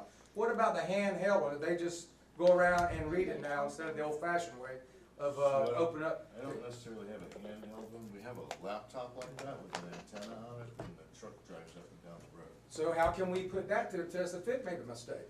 So it wasn't working. What wasn't working? The battery in her meter head had gone dead 2 months previous to that. And that's common? Yes, it's a 5-year battery. And to answer that question, Charlie, the meter was read by By person. hand? By hand. Right. Yes. Previous to. The battery the that month sends she the had a problem. signal to the computer Yeah, that's was all dead, battery not the, does. Battery, so this is a mechanical device. Like I said, there's a magnet that spins on the backside of this from the base. And there's a series of gears in here, and it spins the needle, and you've seen this is the leak detector. And it moves all that stuff, or all the numbers. All right. The battery only sends a signal out. That's all it's doing, is sending the signal out. And the batteries go dead. And we put in our reports over the months, how many meter heads we change, because I have 2,000 customers, it happens. And then we also have new meters, the batteries are warranted for 20 years, that we're working our way towards. They're $300 a piece, if you do the math, there's 2,000 meters out there. Right. The city could never afford to buy 2,000 meters at one time to catch up. So we just plug along and I change meters as we have money to change meters. And we get this back to a 20-year battery with a new meter.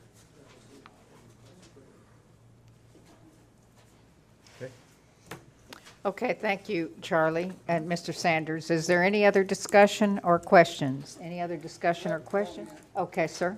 Ma'am, I just want to say, I'm going to have to go with this board because that's our policy, but I do feel for you. And I just did not use the water. I did not use that Mayor. water. if you could come up with the proof, we're giving you that option. Well, I've researched on the internet that shows that meters can do that. I think mine did do that. But, you know, I All right, don't know well, what else thank to do. I mean, I did not use that water, and I was gone for 5 days.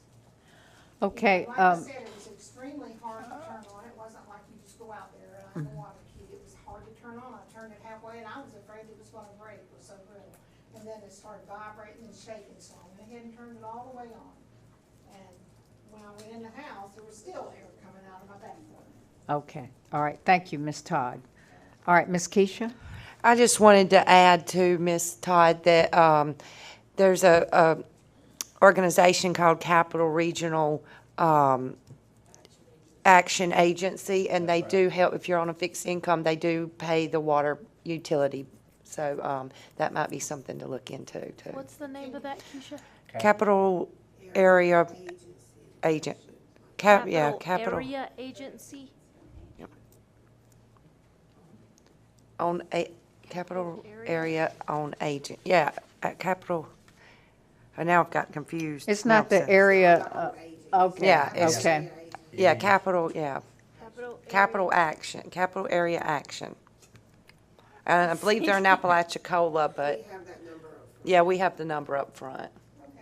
And actually, you have referred customers. We have referred customers to them, and they've paid the entire amount. Yeah, if I pay for it, I'll pay for it. It's okay. I just thought I'd ask before we, Yeah. If I have to pay for it, I'll pay for it. Okay, all right. Any other discussion? We're going to call for a vote now, so, and this, on this motion by Commissioner Melander. All in favor?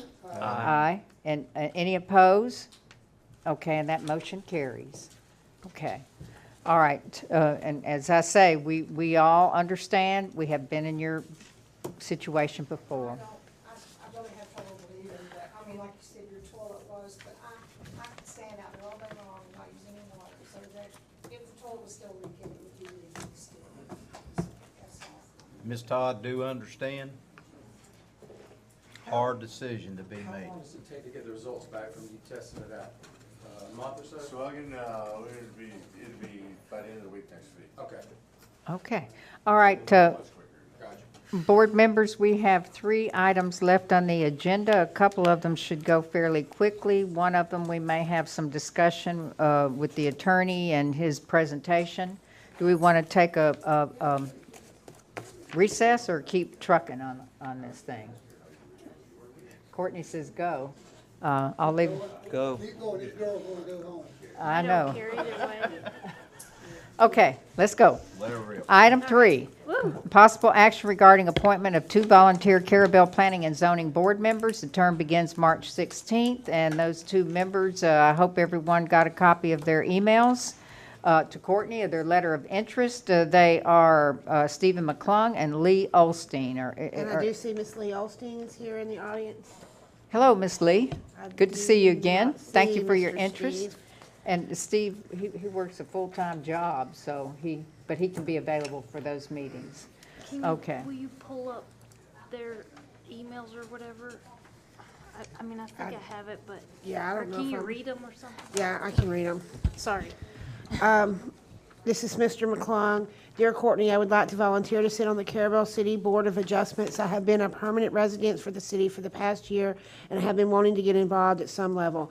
I work at Florida A&M University, where I serve as the director of the Sustainability Institute and Innovation Center, the University Business Incubator. In the past, I've worked in business schools at several universities, and I'm currently involved with a startup company bringing an internet-based learning system to the market.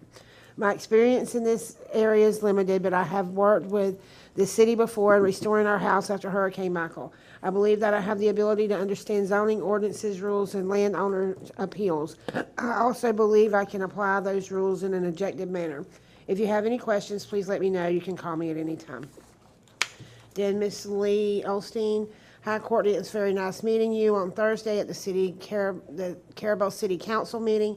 I would like to volunteer to be a member of the Planning and Zoning Committee. I live at 412 Tallahassee Street, where we've been here 1 year. Please let me know what you need from me in order to volunteer with the city. Okay. Well, this is very good. Neither one of them are involved in the real estate industry. We've got a couple of 3 real estate agents on board already, so we kind of wanted to limit that. Do we want to entertain a motion regarding these 2 wannabe volunteers? Could we hear a little bit about more of Miss Lee's background and what she can? His email was great. It's confusing as to what you should put in these letters of interest, apparently. Hi, I'm Lee Olstein. My husband and I moved to Carrabelle a year ago in January. Before that, we were in Atlanta for 30 years. Don't miss it at all.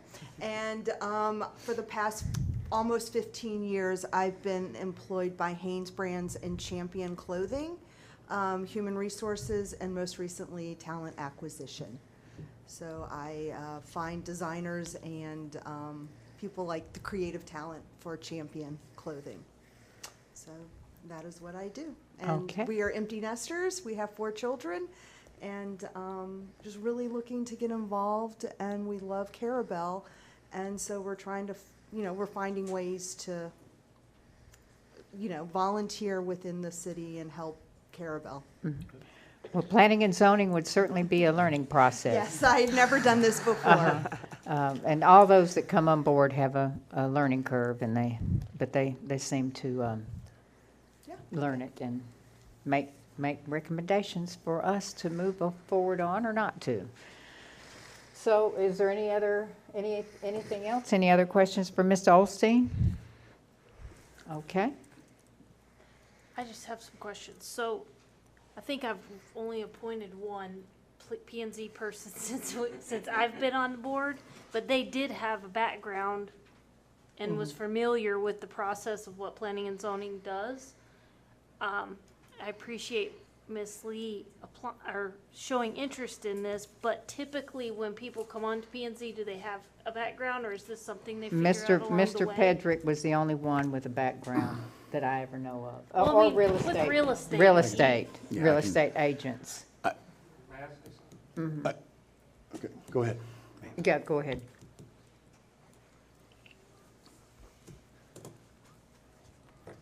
Vance Pedrick, just in their defense, the P and Z catches plenty of heck from me.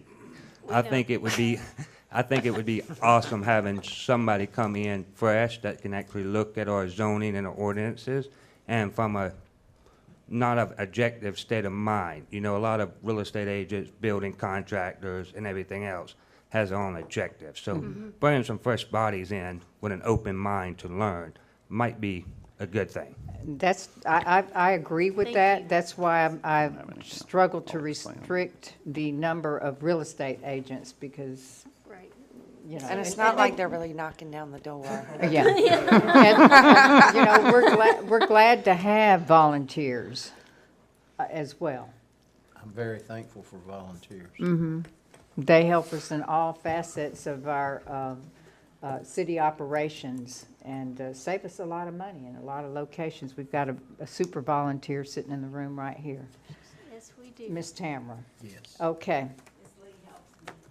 Oh, she does. Okay, very good. All right.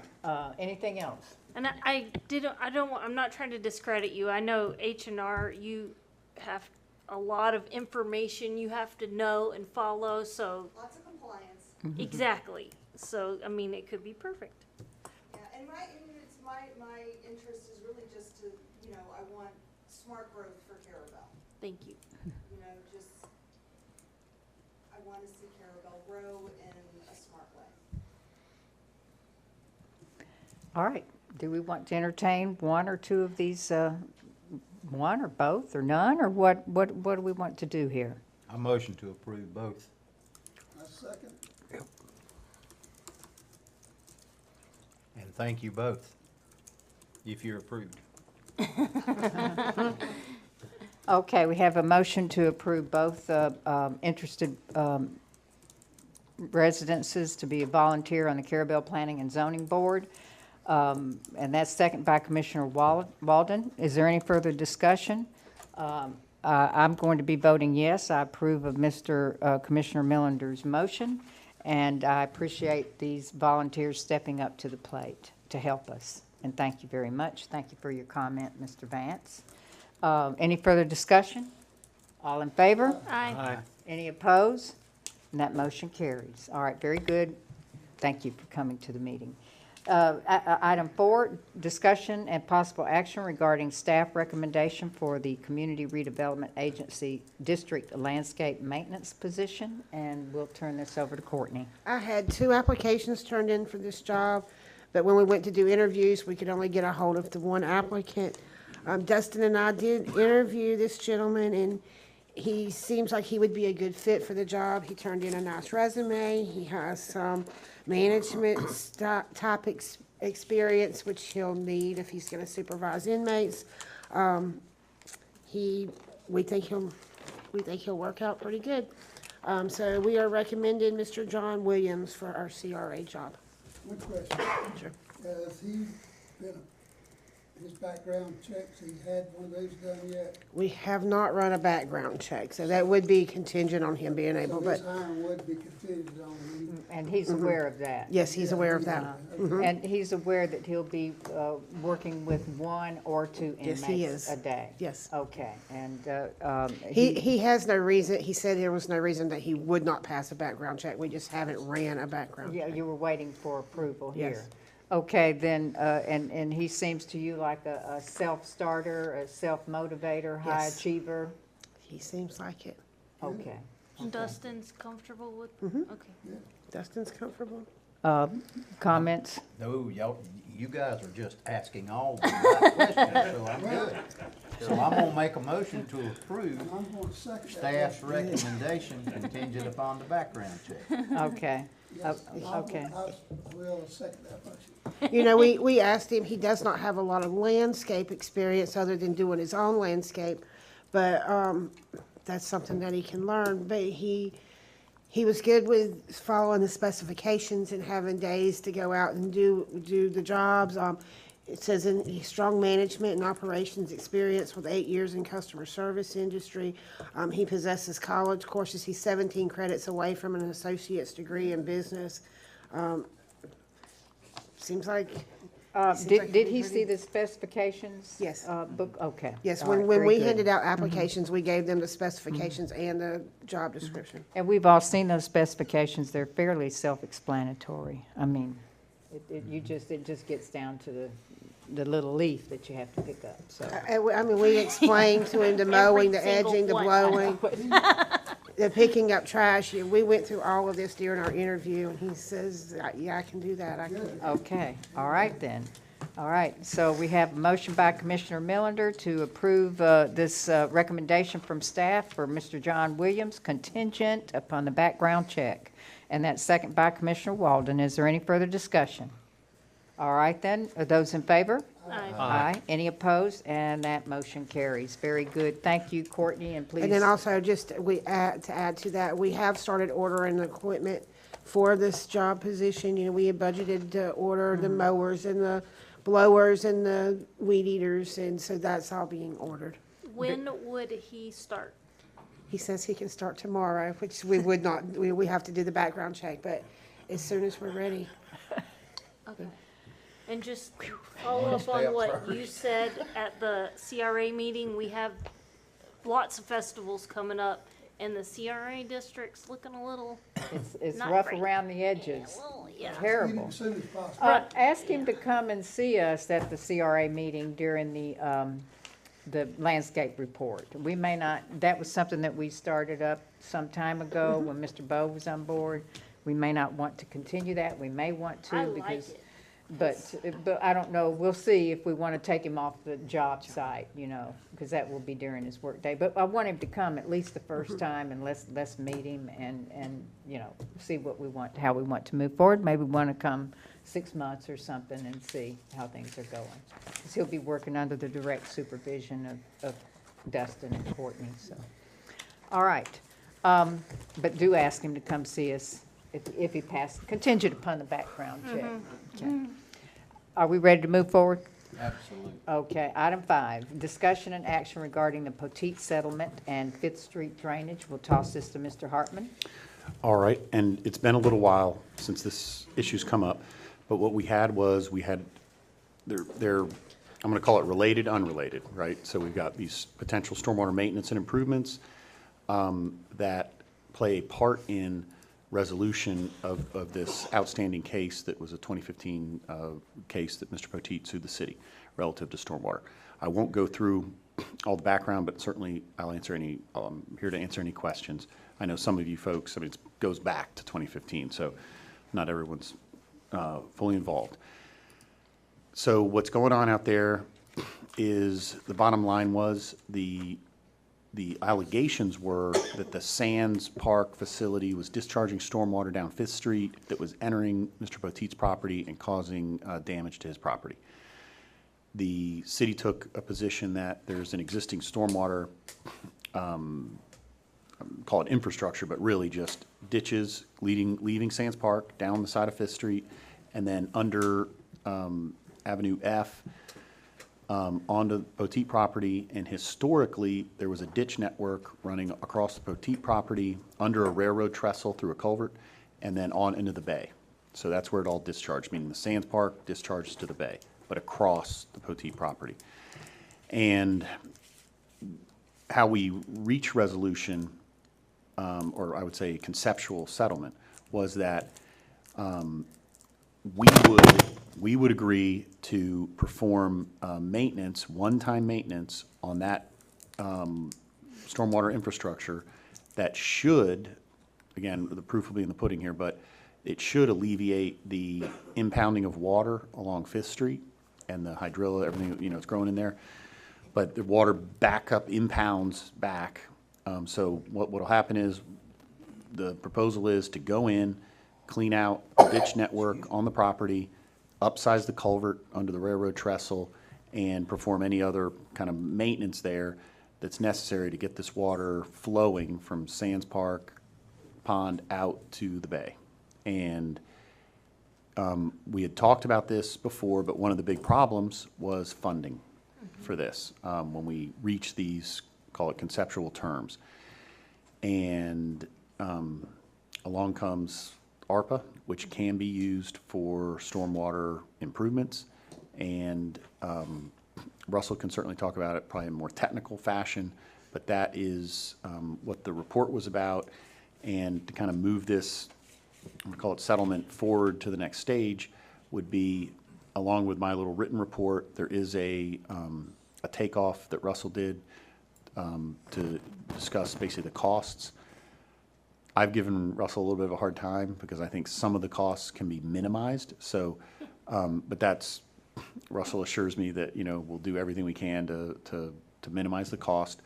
But the city would bear that cost, and that would resolve the case. And we do the maintenance. So it serves really two purposes. One, to get the city's stormwater infrastructure working right, and settling a lawsuit.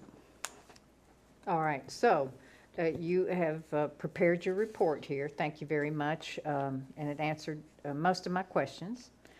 So this is just a report. This is not the draft settlement yet. Correct, Okay, correct. and you'll have to, if we approve you to move forward, it will be to move forward with development of a draft settlement for our review. Yes, and, Okay. and really what that settlement will say is it'll simply be a form settlement agreement with that, that proposed work attached to it, as you would, if you approve it tonight, then, and really that's it. It'll have the releases and everything else, but it will be, the settlement terms are that we perform that work as described in this report, and that's it. So I'll write, but I would write that up. Okay, now I have our some, signature. I have Yeah. a couple of questions and a couple of statements. But Yes. does the commission have anything at this? Oh, go ahead then. Couple of things, probably primarily, most of it's to Mr. Russell. Dan just stated culvert improvements. We've talked about it before. One-time maintenance. Describe to me the one-time maintenance beyond the culvert replacement. What that one-time maintenance consists of? Does it consist of cleaning that drainage all the way to the bay from the culverts? Does it consist of cleaning that drainage from the culverts back up to 5th Street or Avenue F? What all does this one-time maintenance consist of? Based on, we actually got some survey within the property along the conveyance that goes out to the bay. And really the maintenance would be from that culvert at the railroad crossing towards the bay. That's really the area where the maintenance would occur. Upstream from that point back to 5th Street, there's no need for maintenance there. So the maintenance would be primarily on the private property. And that would consist of cleaning an old ditch out. And it is an old ditch, and I've walked the property. There is an obvious man-made ditch system there, and it definitely could use maintenance. And that concerns me, and that's the reason why I'm asking you this, Russell, is I haven't walked it, but just from knowledge of knowing a little bit of what's there. Is normal equipment going to be able to traverse alongside that ditch to the bay? Or are you gonna have specialized equipment to go in there and clean that ditch? That's a great question, and I've put a lot of thought into that, and I think it's going to take a combination. There is a piece of equipment called a Mitney Munker. It's like an excavator, but the legs on it articulate, and it can reach places that normal equipment can't. And there are folks who have that specialized equipment. And you've considered paying for that specialized equipment in this $70,000? Yes, and I think that may be the point of contention with Mr. Hartman, why my budget is so high on it. But Well, I do want to establish a budget that's enough. I don't want us to get into this and find out that that we It's need, another that we need 20 more. grand. Well, I So- kinda stand firm with Mr. Hartman. I like not to spend a whole lot I of agree. money. I agree with that too. I agree with that too. Now, the other question, I know I'm full of questions here, but I'm seriously have questions. That specialized equipment, if we go along side that ditch where that specialized, or the contractor does, not we, but we hire them to do that, and the landowner comes back and says we've damaged their property along that ditch, that they want it repaired, corrected, et cetera, where are we at on that, Mr. Hartman? Okay, so again, the conceptual terms are that we are not responsible for harm to the property, meaning, and what I was concerned about mostly, but that's another good point, was, I mean, I'll keep it general, but it was trees. I mean, what they're complaining of is that our stormwater is causing damage to the property, right? And Russell has explained to me, despite my experience, that this is very technical and could get costly with the types of equipment necessary. But I was worried about, trees and things that someone could bang into or have to remove or whatever else. But we've agreed, again, conceptually, it'll be in the written agreement, but we have agreed that we're not liable for any damage caused or anything we need to move, or if we got to bring material in to stage and do this and that, we're not responsible for any of that.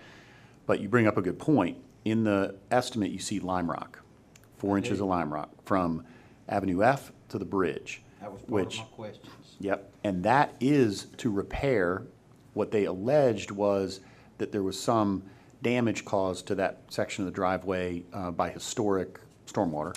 But also, we do recognize that if we embark on this, moving equipment up and down, that we're gonna be using that and we'll beat that up. So the lime rock is our way, that is the only damage that we'd fix at the end by putting that course of lime rock down but from just Avenue F to the bridge, the piece that's being used. So that is something where we are agreeing to fix it. We won't tear up his driveway, moving equipment in and out, but as far as the other property, we're not responsible for any damage to it. Okay. One other question, ma'am, and I'll hush. They're good questions. I appreciate it. When this specialized equipment starts working toward the bay, that's all wetlands, right, Mr. Russell? It is. Are we gonna get into any permitting issues with water management and the environmentalists? It's possible. Now, maintenance activity is exempt activity, but we'll be very careful with that and engage with the Water Management District to make sure that they are approving of what's occurring. I didn't even think of that. So, Okay, anyway, y'all ask questions for a while. I think I have some. All right, go ahead, Commissioner Brown. Okay. Hold on, let me get all my head straight. Okay, while So- she's trying to figure it out, you ready? Mhm. Okay. Okay, so from here on, if this is agreed to, from here on out, they are responsible. And if they don't keep up with it and everything starts backing up on the other side of things, how do we go from there? What do we? So this is You know what I'm why saying. we have lawyers, right? Yep. This is one-time maintenance. We had two very different positions in this lawsuit, which our position was, again, I hate to, because if everything goes south, we don't want to get too much on the record here, but this is our position. It's in writing, it's in our lawsuit, is you failed to maintain the stormwater system on Right. your property. It's silted up, it, filled in, and you're the one causing the problem here, right? Their response is simply that, you built this huge stormwater facility there that didn't exist. The railroad trestle and the culverts and that system out there was built 100 years ago, probably, right? close. Plus. So it's been out there, but it was never designed to handle the amount of stormwater that it's taken now. And we're the ones producing it, sending it to them. That's their, position, right? And there's all kinds of law and everything else about how that, if we're handling it reasonably, then it's not a problem for downland, downriver, downstream property owners, all this and that, but we ignore that. So we've got those two positions. But to answer your question, what we would have to do is we're gonna do some, I would hope, significant maintenance on that will be good for an extended period of time. Okay. right? So that's the first, let's call it good news. But let's say 15 years from now, it gets jammed up. Yeah.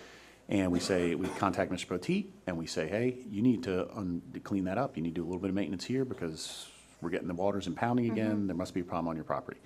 And he refuses to do it, then we're back to court, right? We would have the right, and we would reference this agreement from 30 years before that said this was one-time maintenance, and it does change the legal, like, chemistry of it, because he's, at that point, well aware that that is, you know, it puts us in a lot better position to force him to do the maintenance if he refuses to do it. That's just if he refuses to do it, or a subsequent owner. I mean, this should last a long time. That was the next part of my question. If he sells the property, how will this be attached to that property so that the new property owner would be aware? I was going to recommend that where you say there it's the responsibility of Mr. Poteet, that it's the responsibility of Mr. Poteet to maintain the ditches and all of the heirs and assigns as well. Absolutely, the agreement can be made applicable to assigns, heirs, successors, that sort of thing. That's no problem. That would be, Yep. I would Yep. really want that to be in there. Yes.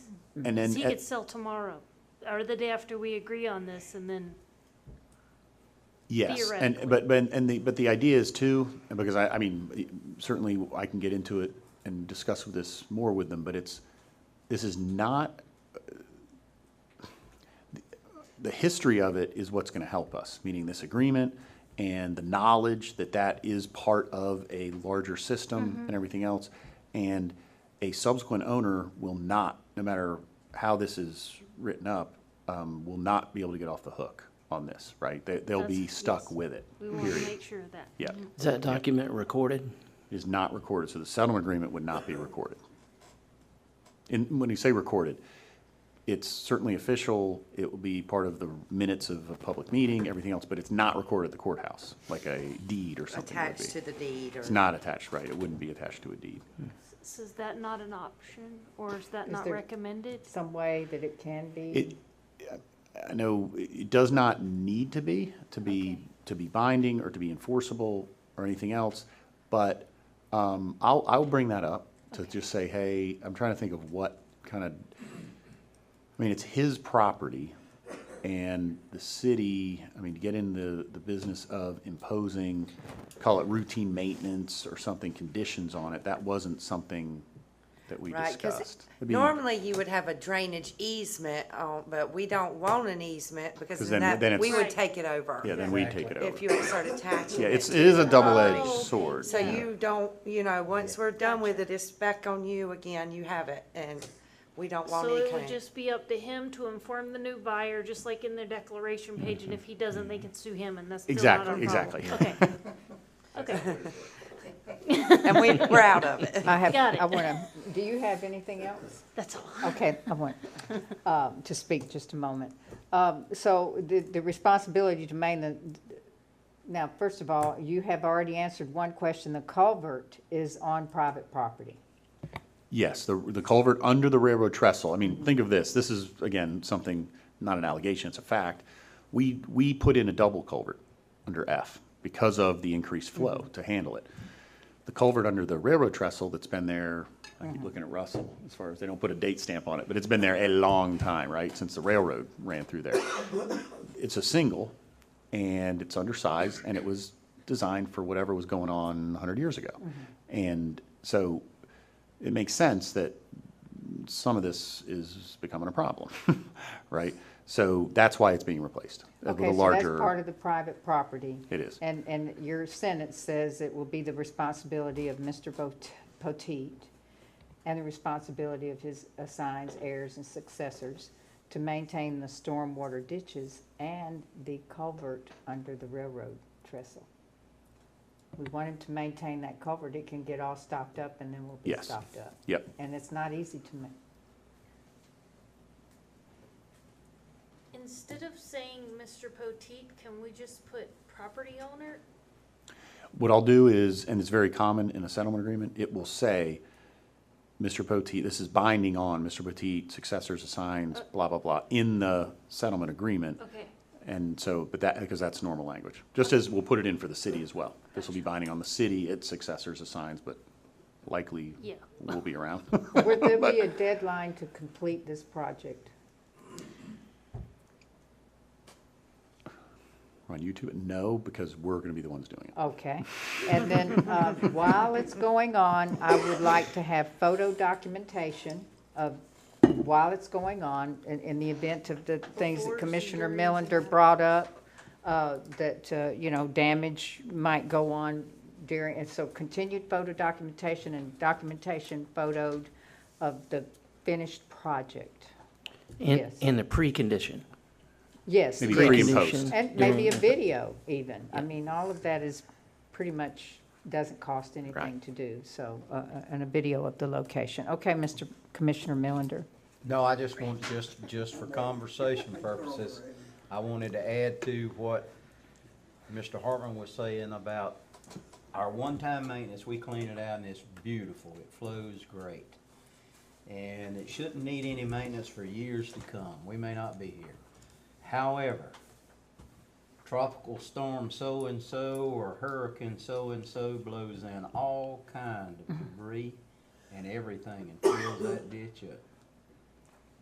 They're gonna be responsible for cleaning it. Correct. There's one time. They're on This will be the time that when we do the work. Just like all other private property owners. So let me ask these other two commissioners now. We've been hogging the floor. Mr. Gray, do you have questions or comments? No, y'all covered about everything. You don't have anything? Can't think of, I mean, this is the time, if you can No. think of one little something. No, Okay, not right now. all right, and then let me ask the other commissioner now. Commissioner Walden. I do my own stormwater management. I know you do. He does his own, he actually does stormwater management for the Listen, city. I live in a piece of property just like Mr. Poteet. If it kept clean, the water has nowhere to go. Mine goes all the way to Trough Ryan Drive, all the way to the river. Well, last year mine started coming up in the yard. Now, I did get Dusty to help me, and she got somebody to blow the culverts out. But I have a chicken problem. Chickens like scraps. Oh, they fill in your ditches. But I keep it clean, but Uh-huh. y'all after I die, somebody else's problem. But he cleans it as far as he can get to till he's stopped, and he cleans it several blocks. Well, I It's go all the way to beautiful. Ryan Drive, but once you get to Ryan Drive, it drops off about 3 or 4 foot. From there to the, it'd have to be a lot of water to come up He there. keeps it park-like, all those Yeah. ditches in his But- neighborhood, very nice. Now, years ago, the county used to keep these ditches up. Even that would probably, they just quit. Why? Mosquito control used to keep all of them. Yes, they did. I remember when they used to come get our inmates and they'd take them down Yes. there and clean the ditches. I just can't reiterate enough, Mayor, I'd like to say this. Okay. My concern about, when I say our, the cities or contractors that work for the city's activity on the property, whatever the work may be, and our responsibilities of any damage or anything and so forth, it concerns me. So, Well, in the beginning, the contractors need to be briefed extensively on taking care, managing it like it was their own property, It's not you know, city and be very careful. And they'll need to be required to carry insurance as well. Okay, very good. And to the extent, I know Russell and I talked about this, to the extent city employees can do the work, we can do the work, up to a point, whatever. I mean, obviously specialized equipment or special this and that. So, and again, that's the area of potential cost savings, where we just need to accomplish the work that we've agreed to accomplish per the settlement agreement, which is clean the, install new culvert and clean the ditches I going don't back. know, just a comment, I don't know what Russell's design is on the culverts, but, And I don't know the possibility until we inquire if it was even possible. The county has equipment to put the culverts in. We might be able to partner with them, I don't know. I don't know what your thoughts were on that, Mr. Russell. So, Yeah, I'm all for it. I mean, anything that we can do to. well, I'm not saying they're gonna be able to, but it'd be Right. worth a. And, yes, it would. They had yeah. put fairly large culverts in over Yeah. here on, Owens Drive next to Mr. Jackson. Yeah. And then over there by Mr., back there, Preston. The city Yes. bought the culverts and the county put them in. That's right. They Is also that built- on public property? It was on the city streets. Oh, no, not on private property. Not That on might be an issue. Yeah, that's They a whole did, they different do deal. on Unheard, and they put two that. But those aren't, those are, Property owner paid for the culvert, and the county put the culverts in. but Okay. that's in county But ditches. it's on the right of way. It's on, that's exactly, that's on the right of way. That It may- wouldn't hurt to ask. Exactly, wouldn't Right. hurt to inquire. Right. Yeah. Okay. Okay, anything else now? Because I'm gonna call for a motion. Anything else? All right, I want a motion, I'm gonna motion to, direct the attorney to draft a settlement agreement for approval or disapproval by the commission. A settlement agreement with the Poteet. And I'll second that. Okay. All right, that's a motion by myself and second by Commissioner Brown. Is there any further discussion? All in favor? Aye. Any opposed? All right, and that motion carries. Now, is there any further business tonight, folks? Any further business? We're adjourned.